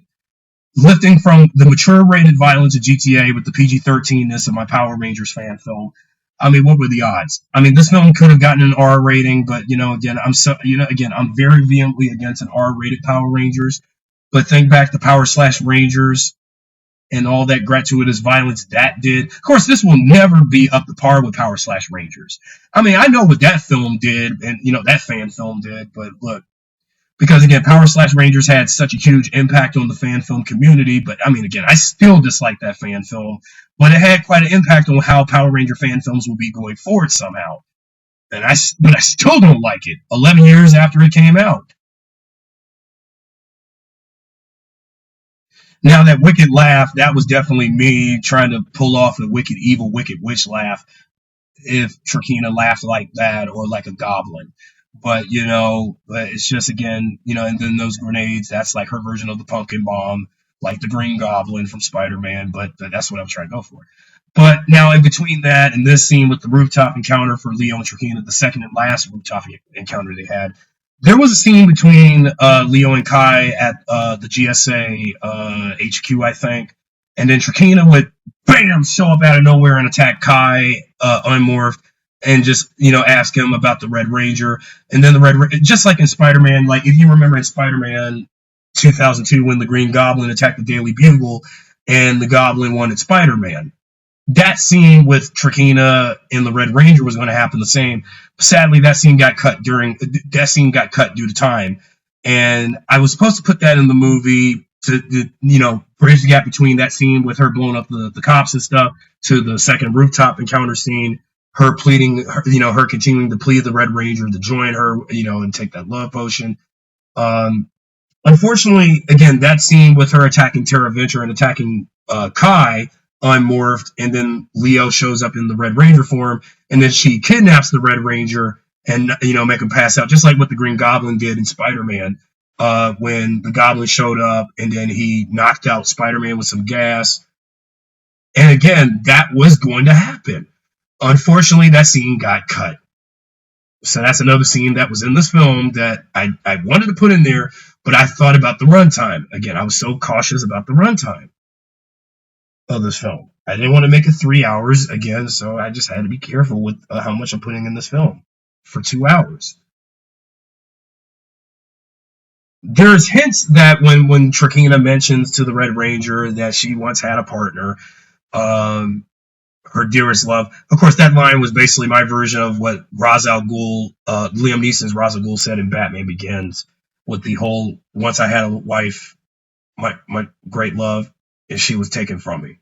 And I had Trakeena recite a line that Ra's al Ghul said in Batman, Liam Neeson's Ducard, Ra's al Ghul said in Batman Begins, right here.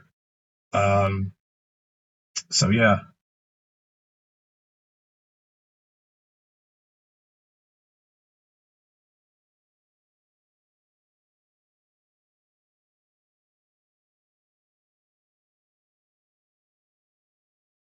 The reason for the Red Ranger to reject her offers is because he's not falling for it. Because Leo has common sense not to fall for Trakeena's trickery and wanting to be want to be a part of her army. Now, this concept was something that was lifted from all of my past fan film concepts for Power Rangers Lost Galaxy, particularly Power Rangers Lost Galaxy: The Rise of Trakeena from 2010, 2011.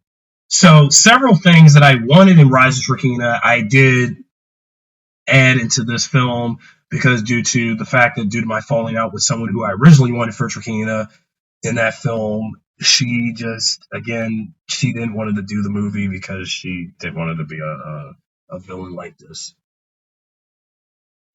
And again, this film is kind of a spiritual extension of my original Rise of Trakeena fan film idea, but mapped out within 2025, 2026. 15 years since I did that project.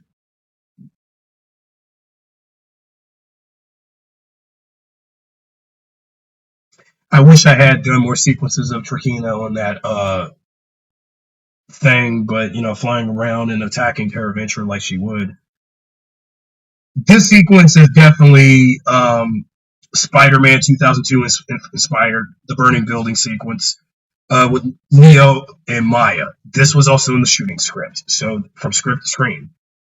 Differences between how Spider-Man did it and how I did it for Power Rangers. Now we know that in Spider-Man, after the iconic upside down kiss between Spider-Man and Mary Jane, Spider-Man will go to a burning building to save a distressed woman's infant baby, and then go up to the building and find another person who may be in distress, only to find out it was the Green Goblin. So here we just cut immediately to Maya and Leo go to this burning building, only to find out, much to their surprise, Trakeena shows up, and she was the one who was acting like a helpless old lady, based under the cloak. So I was copying a lot from Spider-Man here. So there was like, because again, paying tribute, but again, it's not as good as how Raimi and them did it in 2002, but take it with a grain of salt. I mean, but if Spider-Man was made today, the first Spider-Man was made today, I mean, how would that look now? And because given that it was made in a much simpler time with superhero movies back then, but this now in between when the shot with Trakeena saying "you hurt my feelings," and then the standoff between Leo and Trakeena in the burning building. In the original script, it was supposed to. I was supposed to feature a sequence, a brief sequence of Maya fighting Stingwingers while Leo deals with Trakeena, and there was supposed to be another Stingwinger fight during the burning building sequence. But again, due to time constraints, that scene sadly too has been cut. So instead, we just have Trakeena fight the Red and Yellow Rangers in the burning building before the building collapses on them, and until the place is blown up into smithereens.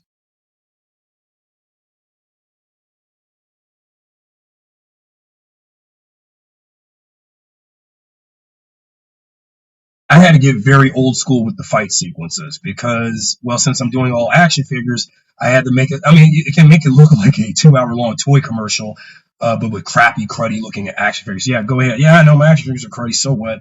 But I did them. And also a brief glimpse of the mannequin that I had that dressed like Trakeena. So that was my first instance of that mannequin, mainly the arm area. But all I did for that dab of blood on the arm, I just took some red lipstick and boom, made it look like blood on the arm of the mannequin.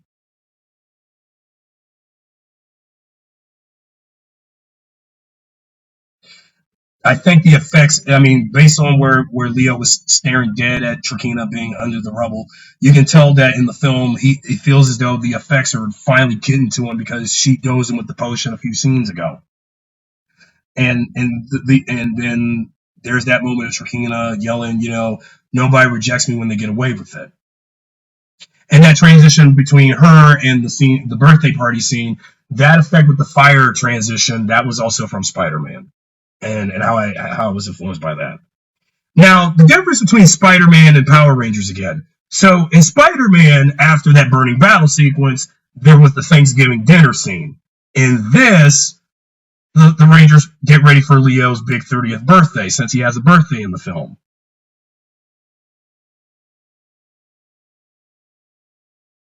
So instead of a Thanksgiving dinner like that movie, I did a birthday party scene instead.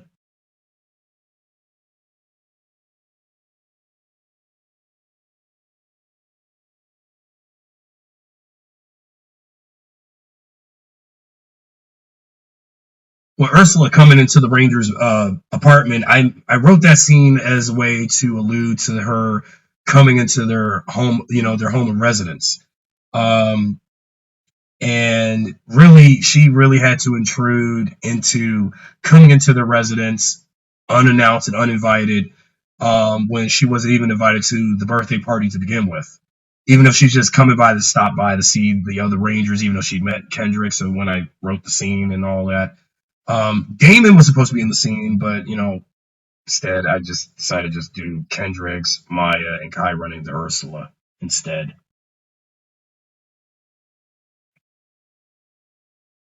And also, like in Spider-Man, like in the Thanksgiving scene when everybody was getting ready for the dinner, Norman Osborn coming to the apartment that Harry and Peter were renting out, and you know Aunt May and Mary Jane was there. Peter was running late, but even though he didn't want to be caught singing in the Spider-Man get-up. So, but I didn't want to do what Spider-Man did here. Like, oh, if Leo came back to the apartment so soon, and then Ursula finds out that Leo is the Red Ranger. So I had to be clever with this because unlike Spider-Man, I didn't really want I didn't want her to find out that he's the Red Ranger.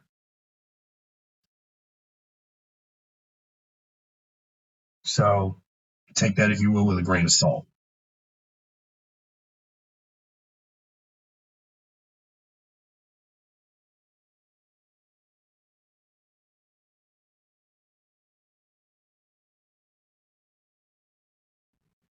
I shot about like 5 or 6 different scenes of the Astro Mega ship. I knew that when I got the Lightning Collection Zord Ascension Project Astro Megazord, as good as it was, and I thought Hasbro's Lightning Collection Astro Megazord effort was fine. And I thought that would make a good prop because after I did my review video for it on the channel, I was going to use it for some last minute, extra pickup shots for Power Rangers here, and I wanted to include the Astro Mega ship just as it is because in Lost Galaxy, you know how in the actual series, so this and the film, the actual series and this film, the Galaxy Rangers don't use the Astro Mega ship to form the Astro Megazord because the thing is without the shuttle the ship does not become the Megazord. The only way the Astro Megazord would, come together is if they had the shuttle. But since the Space Rangers, because that theory was in the actual series, even when the Space Rangers came back into the 10th Power and Power of Pink, I think my theory was the Space Rangers took the shuttle to the Mega Ship, and when they made the Astro Mega Ship as a museum in the beginning of Lost Galaxy, they took the shuttle part that's actually the head of the Astro Megazord away, and then all of a sudden they just have the body of the megaship as just the Astro Megaship Museum that the Galaxy Rangers would use. So I guess there's that theory. The Leo and Ursula scene here with both in their respective cars. This is also very Fatal Attraction right here. Not Spider-Man, but Fatal Attraction. But in Fatal Attraction, when Dan and Alex both got in their respective cars, Alex was behind Dan. I had to replicate that very unsettling scene of the voice recording while he's driving in the car and listening to her voice talking about how much she cares about him and wants him. But when things don't go her way again, how it deters him. I mean, deters her. This is one of the reasons why she really wanted to, because this scene forebodes and foreshadows what her intents are going into the third act of the film and what she's going to do to the Pink Ranger, what she's going to do to the team, and try to get Leo all to herself when she could. Because it was what I intended. Because I was, again, going for that Fatal Attraction like thing with these two. And that was, again, what I wanted. I mean, if you recall in the actual Fatal Attraction movie, I mean, when Alex was following Dan to, his new home that night in the car, and then she was like, and then Dan overheard the recording where Alex called Dan all kinds of sons of bitches and stuff. You don't like. I bet you don't even like women. And you think women scare you, stupid ass stuff like that. So in this version, so for my version of that for Power Rangers, I had Trakeena say stuff like, "You know what you are, Leo? You're a heartless, rotten piece of Ranger trash." I didn't want to make Trakeena say, "Oh, Leo, you are a heartless son of a bitch. I hate you." Now, in some bits of ADR recordings for that voice recording during the driving scene, there was going to be another scene before Leo gets surprised by the Rangers for his birthday that Leo will go to a room by himself, overhearing more of Trakeena's threatening language recording, where Trakeena would say all kinds of and she would say another F bomb and say stuff like, "You're a heartless, rotten piece of Ranger trash. I fucking hate you. I hope you and your Rangers die." Something like that. Something like that during the recording process during post production. The birthday party scene was also lifted from Spider-Man 2, but so again, there was some elements of Raimi's first two Spider-Man movies put in this film because again, 2024 was also the 20th anniversary of Spider-Man 2. And I thought, all right, let me put some Spider-Man 2 esque elements in this film, with like our main hero going through a burden of power and responsibility.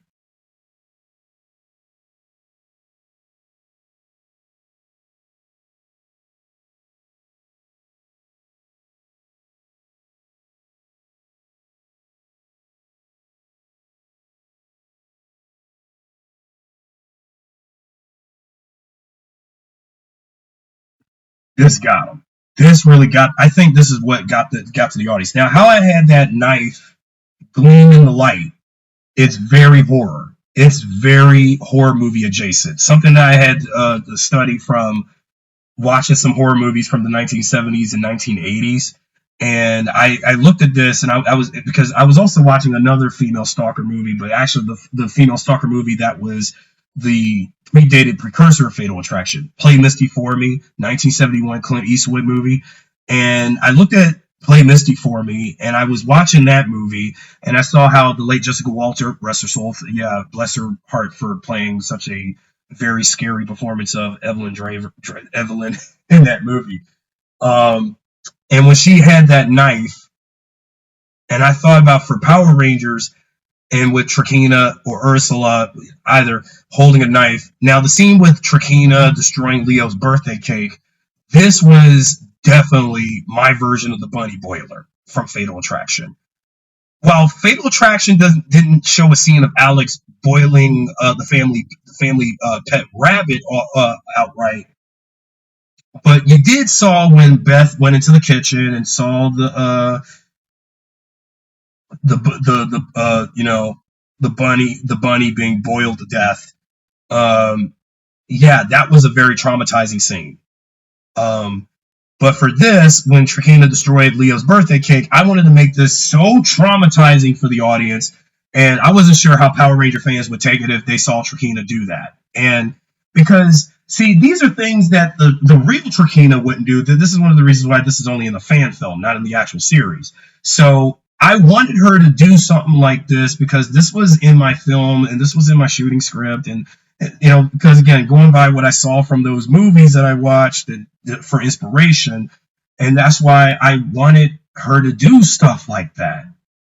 And then also like Fatal Attraction. Now Trakeena does get mad that Leo was in a relationship with Trakeena. She knows about the relationship, but she knows the fact about Trakeena's real identity and Ursula being Trakeena and Trakeena being Ursula. But unlike in Fatal Attraction, when Beth finds out about Dan cheating on her and having an affair with Alex, and doesn't get mad and kicks him out of the apartment, kick him out of the house or anything. Kendricks and in my version of Power Rangers, Kendricks and Leo just have a conversation because since they're teammates, they can trust each other. And Kendricks is trying to piece the puzzle together about Ursula's intent and what she's doing with Leo, and then her trying to use Leo's leverage, and then Kendricks knows about her intents with Leo.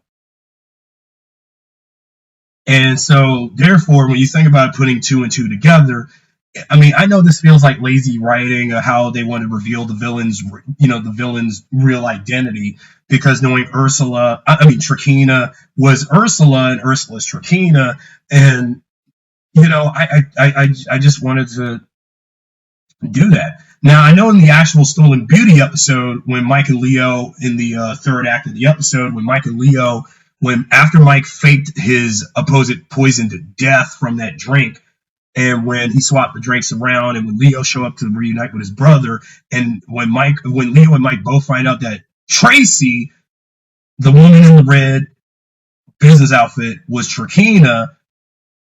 But in this version, the Rangers know that Trakeena was Ursula, and Ursula is Trakeena. So that's why, see, again, I'm taking elements of Stolen Beauty, but just twisting it on its head and doing things different from that episode.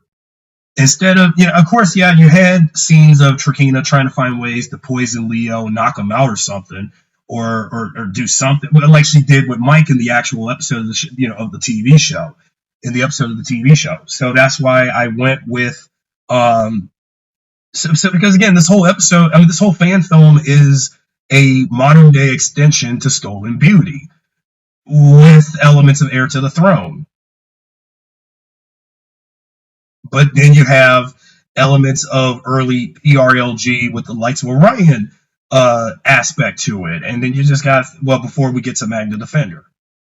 So that's why I have to play some of these canon events different rather than have it feel like I'm remaking the show one by one, note for note, and realize because I made clear even back when I did the video about it on the podcast back in the day that if I'm going to reboot Power Rangers Lost Galaxy, I was not going to tell their story the same beat for beat. I'll use the same characters and setting, but just don't have it feel, make the film feel like a cinematic remake of the TV show beat for beat for every 2 hours of a film. Because then it's going to feel like it feels like a very boring, drawn out remake of the TV show in film form, and that was my intention. This scene with Ursula and Scorpius, or is its ghost, this was lifted like in Spider-Man, but just not great. So this is like my version of like when Norman was speaking to the Goblin Mask in his mansion in Spider-Man 1. Where Scorpius pleads Trakeena to finally bring out her true form against the Power Rangers and make the Red Ranger fall first, and once the leader falls, so does the others. And then she'll find a way to resurrect Scorpius and with the Lights of Orion and destroy Terra Venture. So there was a reason that I had Trakeena go around masquerading as a human woman, trying to win Leo's affections, regardless how insane and twisted she is, trying to go for him. But when she couldn't have him, then she gets really, really peeved about it, and then all of a sudden, that's why I had that intention to tell that kind of story.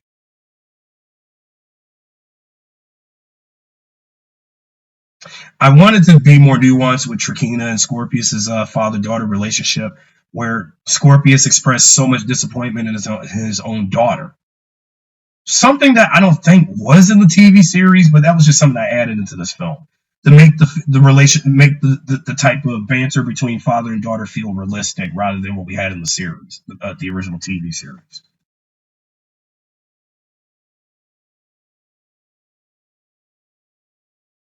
The demon inside. I think this is where Trakeena does descent into absolute darkness here, because with the music and the darkness, and the dimming of the light and then dimming the light on her, I really wanted to make this Trakeena very dark, very intimidating. This was an intention I had for since the film was being developed and when I came up with this film, and I wanted to do that kind of film. I wanted to do this type of Trakeena because I mean, it's something I've always wanted to do for the last 15 years of doing fan films of these Power Rangers. While Spider-Man had the hospital scene with Peter's Aunt May, here is just Leo in the hotel and he gets a phone call, but it feels like this is kind of like a setup and a stick-up. Leo gets a phone call, what he believes sounded like Kendrick's, but it feels like a mock-up phone call. And then it gets very ominous right here where this is where I did copy from Spider-Man, like setting up what yet to come in the third act. When the Goblin was like, "Can Spider-Man come out to play?" And I did the same to see when I did Trakeena's voice with the "Can the Power Rangers come out to play?" So basically, when I said it in her voice during ADR and all that, I wanted to make this so damn unnerving. I wanted to make Trakeena so unnerving in this fan film, and because again, I really wanted to make her feel like this. Of course, the actual Trakeena and the actual Power Rangers Lost Galaxy was hardly anything like this. This was something I did because I thought to make her feel grounded and more real rather than just be some one-dimensional standard female Saturday morning kid show villain. And I just wanted to, take this standard one-dimensional Saturday morning kid show female villain and make her feel like a grounded, intimidating threat of a female villain if a woman like this existed in real life.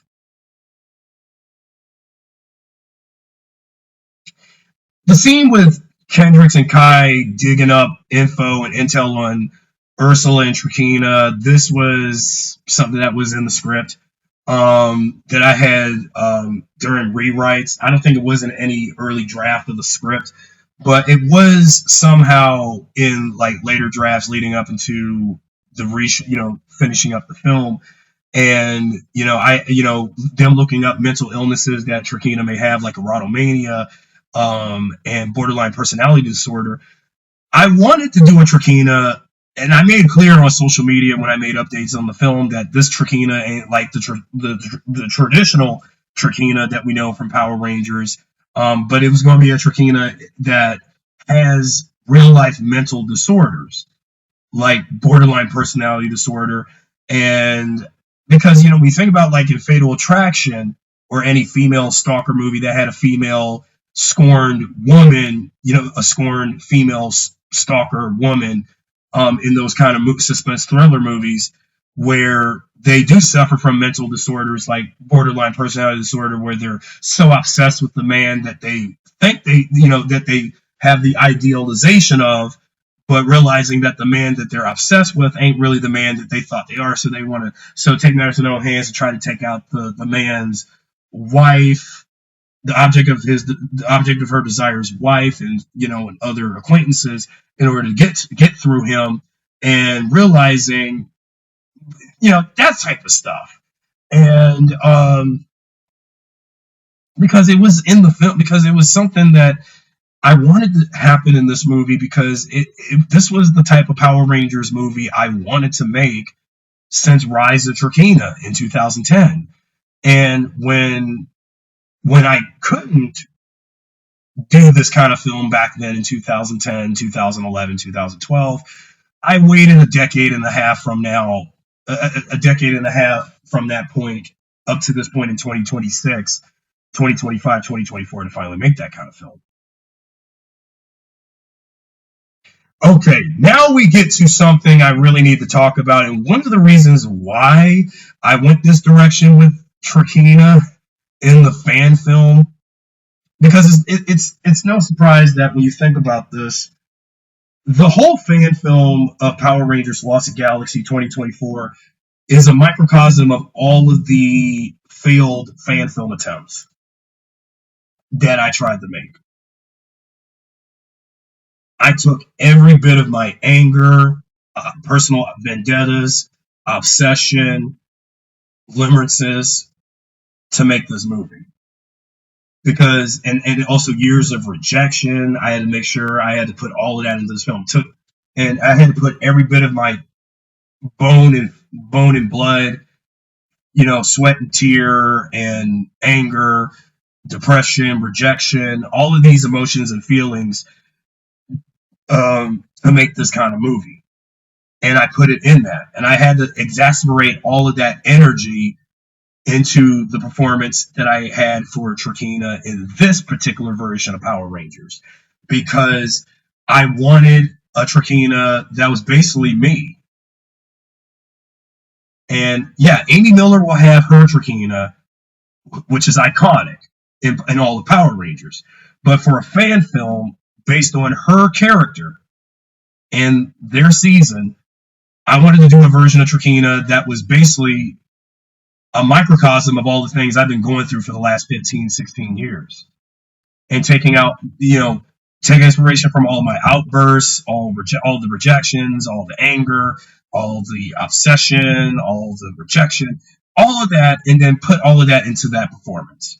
Because 15 to 16 years of being rejected, 15, 16 years of being angry about people putting me down, 15, 16 years of people not understanding the source material or this character. But with that being said, I wanted to do a Trakeena that was me, but if I was her. And that's creepy. Because you can see this as kind of like a self-insert of me if I was her. The torture scene, I feel, would be a bit too traumatizing for the fandom. and like seeing Trakeena, torture Leo. I mean, then again, Trakeena has tortured Leo in Evil Game, episode 22 of the show, of the TV show. But her smearing his face in cake, well, that was supposed to be an allegory of like, since she wasn't invited to his birthday cake, she gets cake and smears his face and try to suffocate him and all that frosting and cake. Maybe she put some doses of the love potion in the cake. It wasn't implied that in the actual film, but I'm just saying it in the commentary that maybe the intent was when I even wrote the script. She probably did put the cake. I did intend on having her put the potion in the cake so he can get more doses of him, so he can bend the knee to her and fall for her. But it's just it's unsure whether if the potion will last a little longer up to that point. See, I had to get very vain with those outbursts when I was the character with Abigail Spencer's likeness. I mean, had if the real Abigail Spencer was in something like Power Rangers and did this project, and if I actually had the real deal on board, I don't know how she would be. But then I have to pay her like millions of dollars, but also I have to make this a more professional project, and that's the same goes for all the other actors. The outbursts and all of that was all due to what I had gone through for the last couple of years. So again, taking the last few years of all the anger and frustrations I've had with Austin, I put all of that in the film too, and everything else that I've gone through in the last couple of years.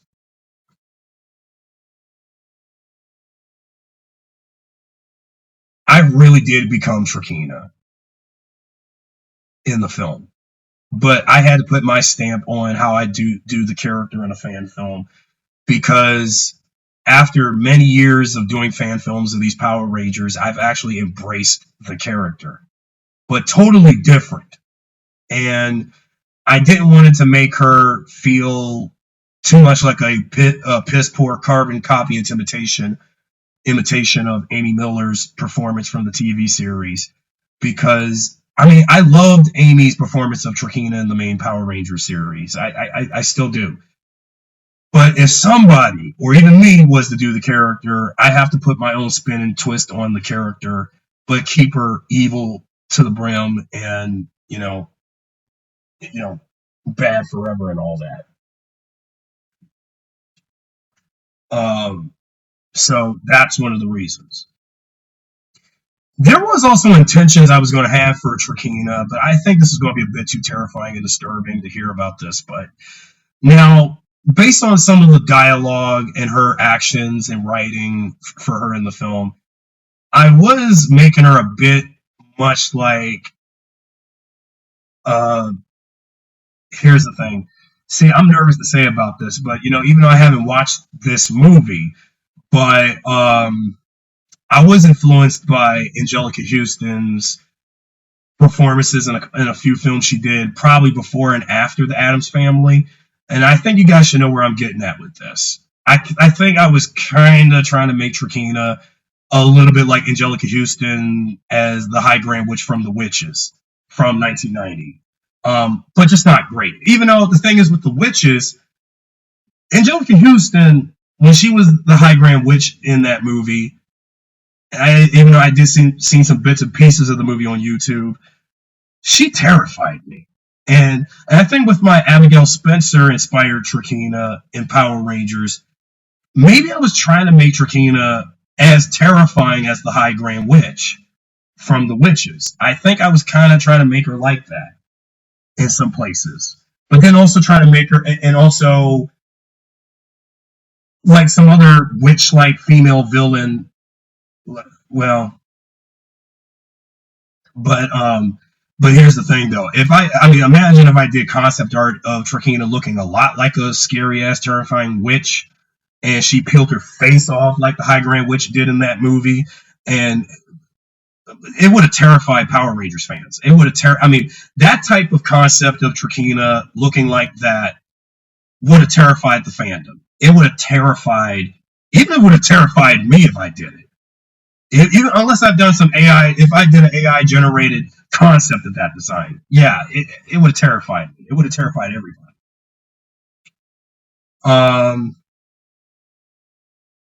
But but I still kept the goth queen type aesthetic lifted from like again speaking of like Angelica Houston with her version of Morticia Adams from the Addams Family movies from the 90s. But I also was influenced by Elvira. Yeah, again, still using the Elvira influence for this version, and then also more Maleficent from I think Angelina Jolie's version of that from those live action movies.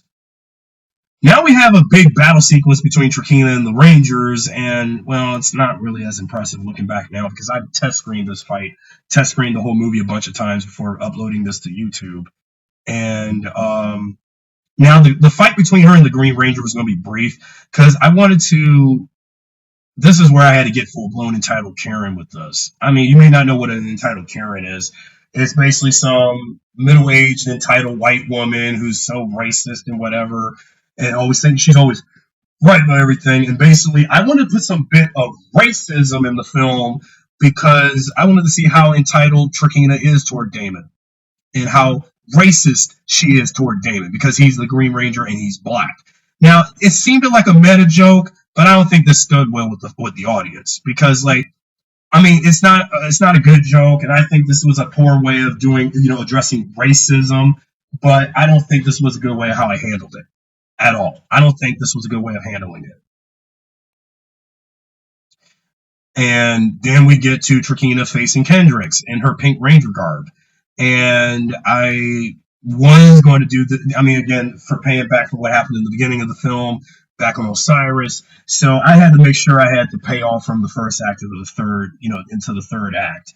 But this is actually technically the second act of the film going into the third because this is the falling action of everything. So how films are structured with the rising action, falling action, climax, start, middle, end, sort of thing.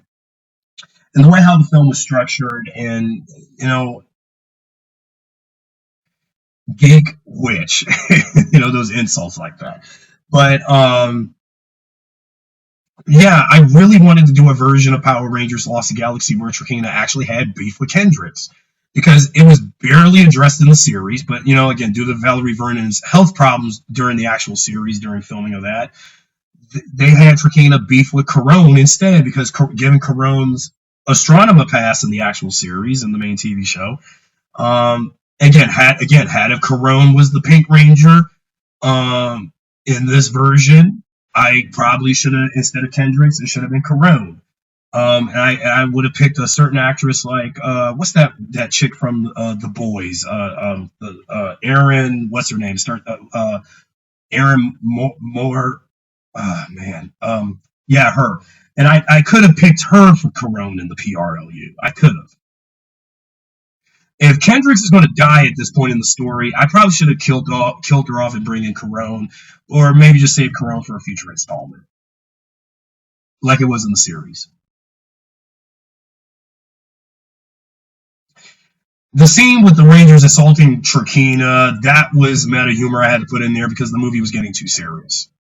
And like Kendrick's calling Trakeena out as a wicked MILF of evil past her prime, basically tying into the fact that Trakeena is, in this version, is dealing with ageism, since I did reimagine Trakeena as an older woman who society, rejects because of her age, and, she's not as beautiful, quote unquote, anymore in society's eyes or in the galaxy's eyes. That's one of the reasons why I wanted to, add on to that.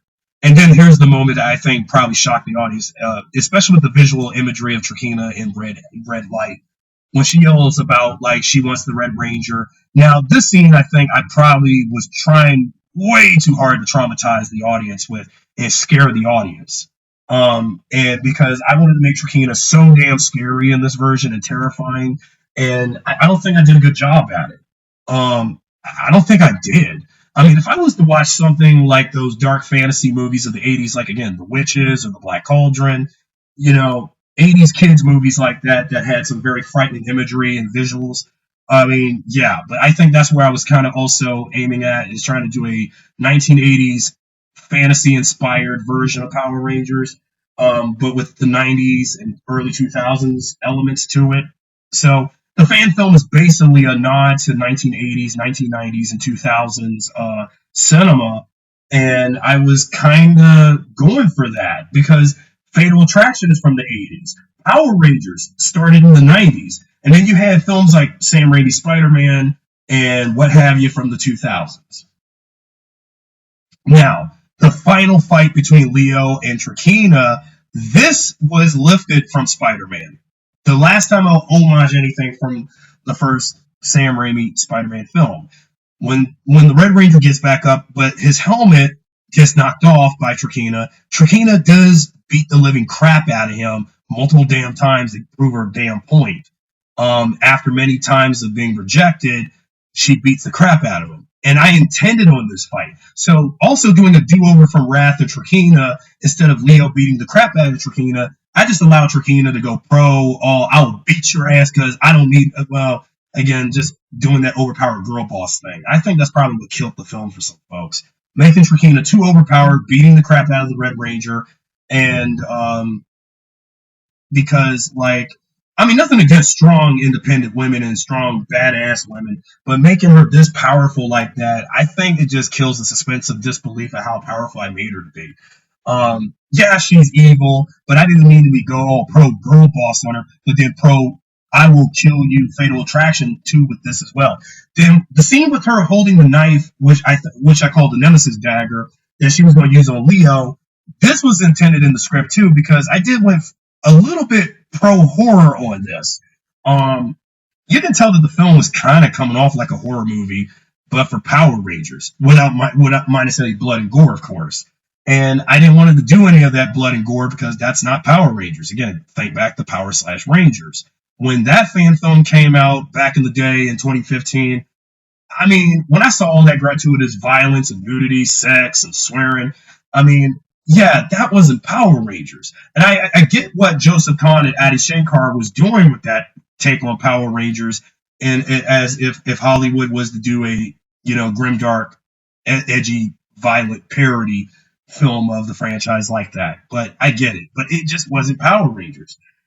So I took the stab of doing grimdark shit like this too, but minus the blood. But you have Trakeena doing something edgy like try to kill the Red Ranger. Okay, but then I had to do something I wish the real Trakeena did in the actual series of Leo. Take this Quasar saber and stab him.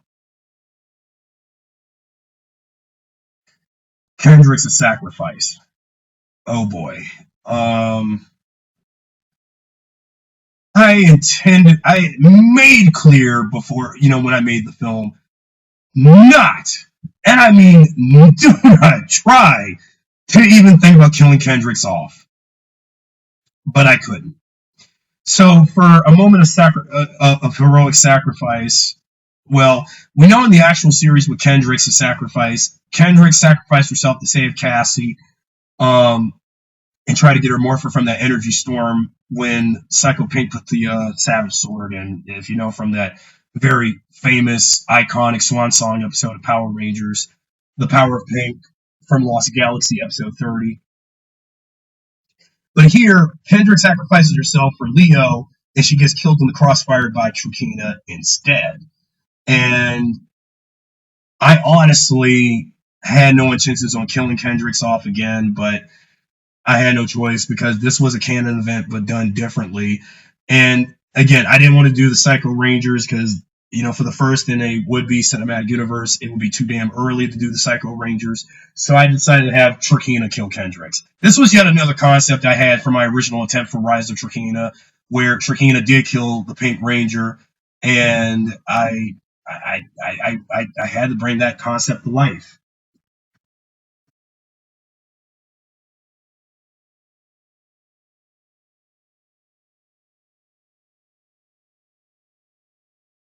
The moment of silence. And it was a moment that I knew was going to put everybody in quiet mode for about 2 minutes. And from a filmmaking technique like this, with no audio, no music for at least a minute, no sound effects, just a moment of silence. And I did model this bit from, if you recall, in Richard Donner's first Superman movie from 1978, when Superman tried to get Lois out of the car that was, you know, that she got buried in with all that dirt and rock, when Superman got Lois's body out of that car, that was a good, brilliant moment of filmmaking. Moment of silence, Greek tragedy of him losing the woman of his life that he cared about. And then after a moment of silence for that 2 minutes, this audio resumes. You hear Superman screaming and yelling, go up into the air, and do that infamous time reversal around the Earth moment. At least the Rangers ain't going to do something like that in the film.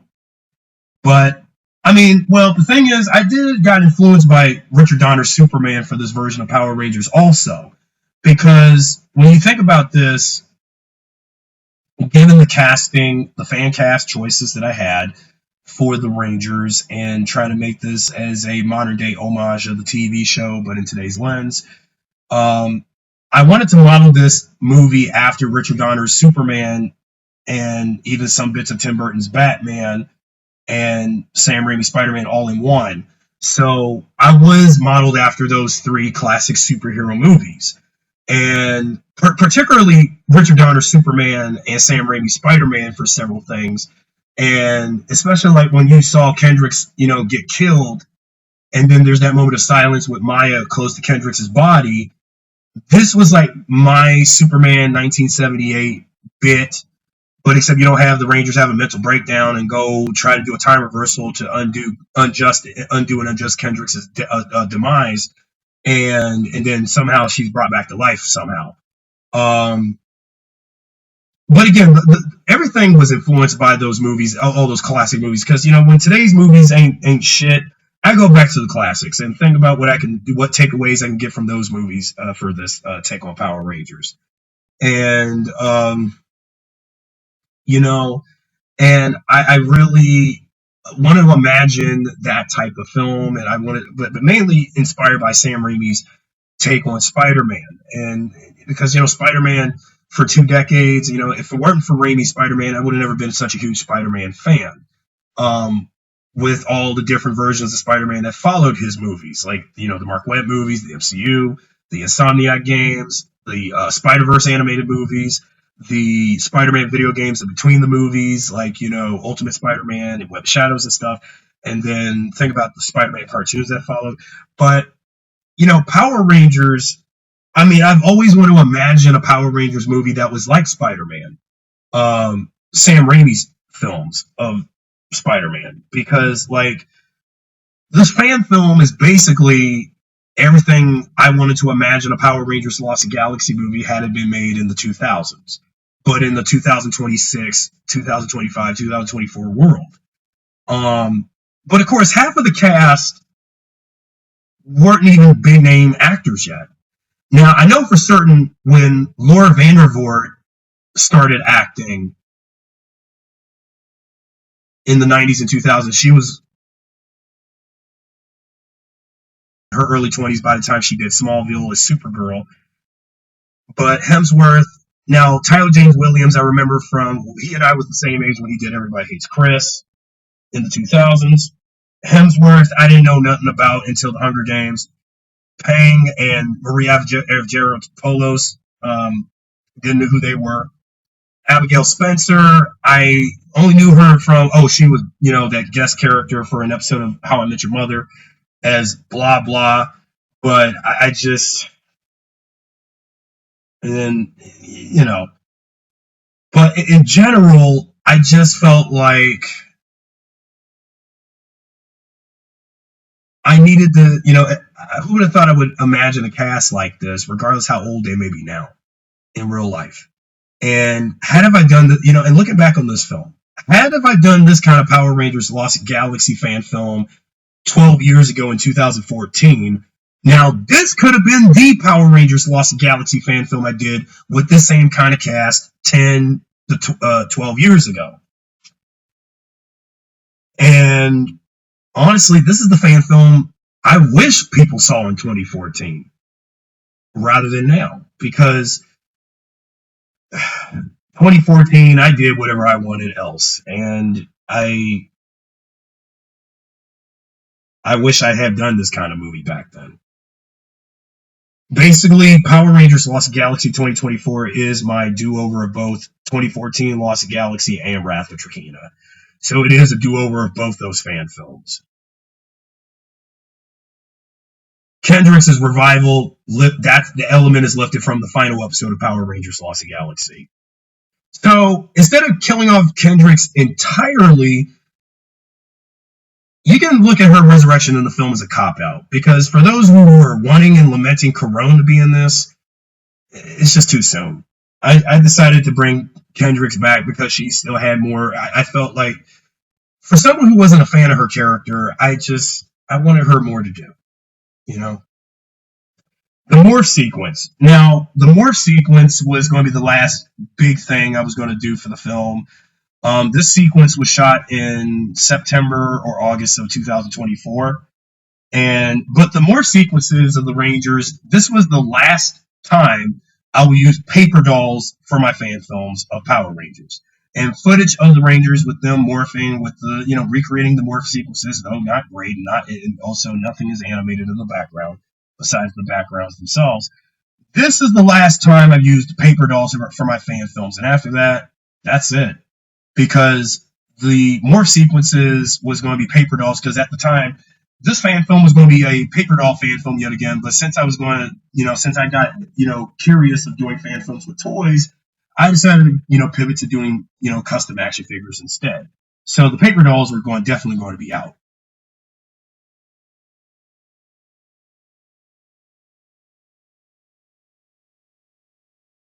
Scorpius' resurrection is definitely lifted from what I saw from when Rita revived Goldar in the 2017 Power Rangers movie. Unlike the 2017 movie in its third act, there is no Krispy Kreme or Dunkin' Donuts or any other product placement crap. So again, so basically, my fan film is kind of a redo of what I wish the 2017 movie was, without the Krispy Kreme, without all that other prolonged character drama shit, and also less Power Rangers. So I made clear I was going to add more Power Rangers in this film, and which I did. But I wish that I added more sequences of the Rangers fighting the villain foot soldiers, but, well, with all that time spent on Leo and Trakeena's, camaraderie, I knew looking back this was going to be a waste of time for the audience. All that Fatal Attraction stuff was going to take away anything that was supposed to be remotely Power Rangers, like pro Power Rangers. And I knew that then and there, I should have had just kept what was very Power Ranger like about it, and I think that's probably why the film had a hard time finding an audience when I put it out. Well, like the TV show, I did embrace the whole Galactic Beast Arise thing. Not being ashamed of it or anything, because again, it was a part of the show. Because you don't think I'm a huge Power Rangers Lost Galaxy fan for nothing. Because again, the Galactic Beast footage, some of the Galactic Beast footage, like the Lion Galactic Beast, that was 2022. The leftover new footage was 2024 or early 2025. Because if I couldn't get the film out in 24, it'll be 2025. So, but if I didn't get out in 25, it would be this year. So I said, well, okay, screw it. Some of the Galactic Beast footage was 2024, 2022, whenever it was. But I had to make sure that I had to mix in footage, because again, I had to mix every footage of, every bit of footage that I shot within the last 3 to 4 years to put this movie fully together. And so it took about almost 4 years to make this movie, because 2023, due to me and Austin's personal dispute, I couldn't finish the movie in 2023. So that's why 2024 I had to resume and finish. And then by the end of 2024, I was already done. But then I had to spend a whole 2025 in post-production. The reason the film stayed in post-production and shelved for a whole year was due to what happened with Austin. Because I made clear that even when I was about to put the movie out, Austin sadly passed away. And I never got to show him a rough cut of the film before he passed in early 2025. But I guess, well, screw it. So that's why I dedicated this film in his memory. Now, by the time I put the movie out this year in 2026, I was about to come to a dilemma where I felt like after everything I've been through, I feel like I should quit making fan films of Power Rangers, especially how I've been making them. And the way how I've been making these movies, it really go to show, did I really waste that time of my life doing what I should be doing? Or did I spend well amount of time making something I cared about? See, that was the dilemma I had when I made this film.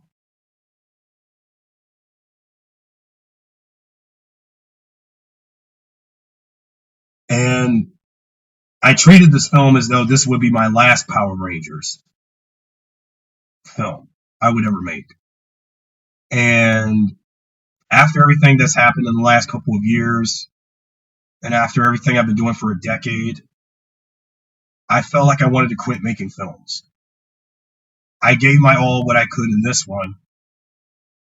I mean, personally, I do think it is better than Wrath of Trakeena, but it's probably no worse than Power Rangers Lost Galaxy 2014. I mean, 2014 had his problems, I know, but I get where people 12 years ago was coming from, and especially those on Ranger Board and wherever else in the fandom online that talked shit about my movie, even if it was not the best of circumstances. But I made a Power Rangers Lost Galaxy movie that I wish I made back 12 years ago. But today, regardless of the actors being too old in real life, I still pulled it off. Even like what Tommy said back in episode 5 of Dino Thunder, when Elsa was like, "Are you a little too old for this, Tommy?" And Tommy responded, "I may be old, but I can still pull it off." And that's what I did with the fan cast. Okay, anyway, the Galaxy Megazord fight to end the movie off with. So it ain't a Power Rangers movie without a Megazord fight. Now, I made clear that with the concept art before I put the set together for the lights and sets for this thing, um, I wanted to since I'm not using Sentai footage, I wanted to make this purely original, putting all of the Galaxy Rangers in one master cockpit for when the Galactic Beasts are formed into the Galaxy Megazord. Because in the original series and in the Sentai footage, the Rangers were in individual cockpits. So to deviate from Ginga Man and the original Lost Galaxy series for the Megazord fights, and whenever we see them in the Zords with whenever they do the commands of the Megazord with like Galaxy Megazord Saber or Galaxy Megazord Power Up mode with the Lights of Orion and stuff like that. I decided to put them all in one cockpit, and I did base the Galaxy Megazord cockpit for the film off of like the cockpit for the Time Force Megazord from Time Force and the Samurai Megazord. And basically, I took elements from the Time Force Megazord and the Samurai Megazord's respective cockpits for my version of the Galaxy Megazord cockpit for my new version of Lost Galaxy. Because now the Galaxy Megazord redesign was, well, okay, the action figure custom was another 12-inch Batman that I used from Spin Master. But now looking back on that custom Galaxy Megazord I used for the film, looking back, even outside of the film, I wasn't sure what was I making. I did have the color palettes down on what Zord is what, but the Megazord custom was rushed, heavily rushed. With the way how I sculpted it, with the clay and everything, paint, tape, glue, whatever, and I don't think the Megazord looks very well. Maybe come the next movie or so, I'll get the Megazord design right and try to be very careful with the sculpting, with the clay and everything, and paint, so it can look better. Because I decided to do that type of version of the Megazord because the original Bandai America toy, the combining Galaxy Megazord toy, aka Gingaio from Ginga Man, it was not going to work because due to the fact that Gorilla Zord's legs are static from the original 90s toy, so I had to do something with this for the custom. Now we know in the TV show, while the Rangers defeated Scorpius at the warehouse with the likes of Orion, with Leo taking the higher ground of that, the Rangers did defeat Scorpius with the Megazord. So I had to do something different from Heir to the Throne. So there's my element. So this is my calling back to Heir to the Throne. So basically, the fan film does adapt elements from Stolen Beauty, Heir to the Throne, um, and of course the Lights of Orion episodes, the episodes that revolve around the Lights of Orion before Magna Defender showed up. But the whole entire story is all original. So with Scorpius dying, this permanently makes Trakeena now the main villain again. See, I know this didn't make sense story-wise. Now, maybe if I had kept Scorpius alive for most of the film, it could have worked. But I decided, well, whatever. Because, let's face it, I just didn't want to make this film feel like a repeat of the TV show in a cinematic form. Modern-day cinematic form, I mean. Because it was just something I just didn't want it to do.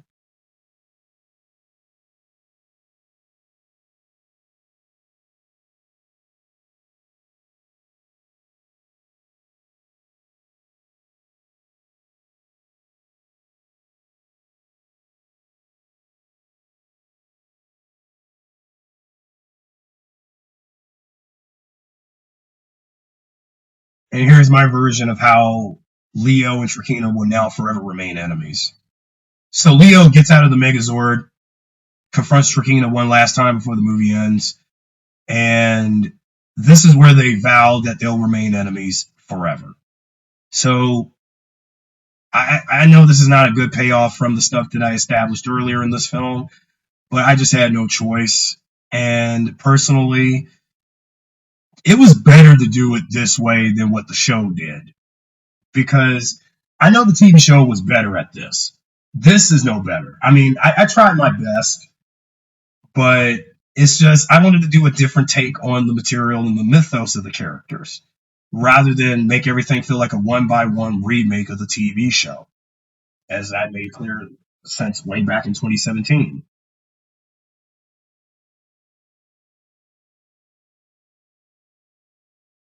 With Trakeena leaving at the end of the film, this does set up what is yet to come for future installments. Um, and that's if we'll ever see her again. But we will.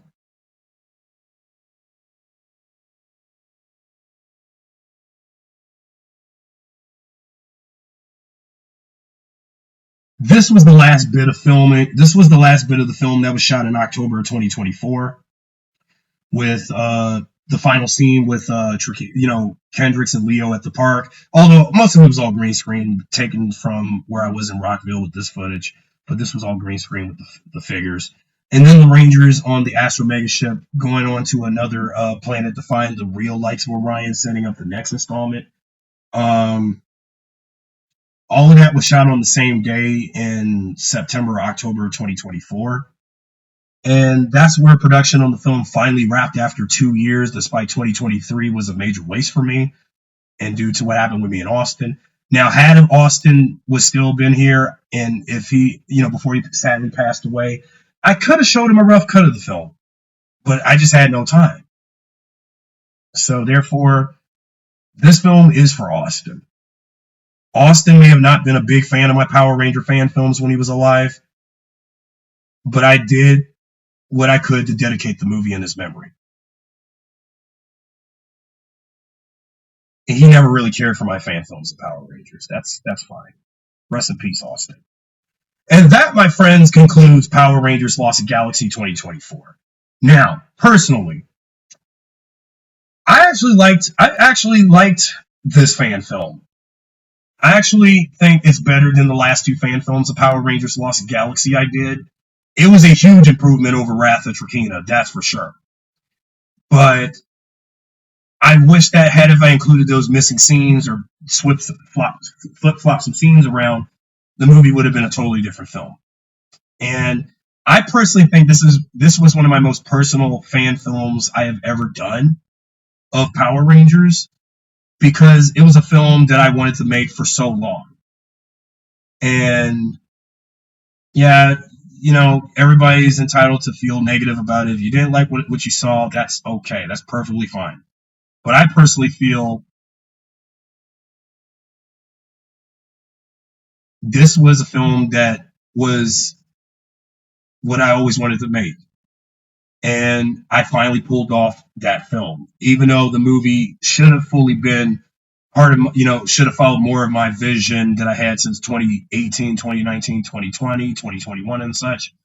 But I managed to pull off some of that vision. Thank you, everybody, for listening to my commentary track for Power Rangers Lost Galaxy 2024, and I'll see you guys next time.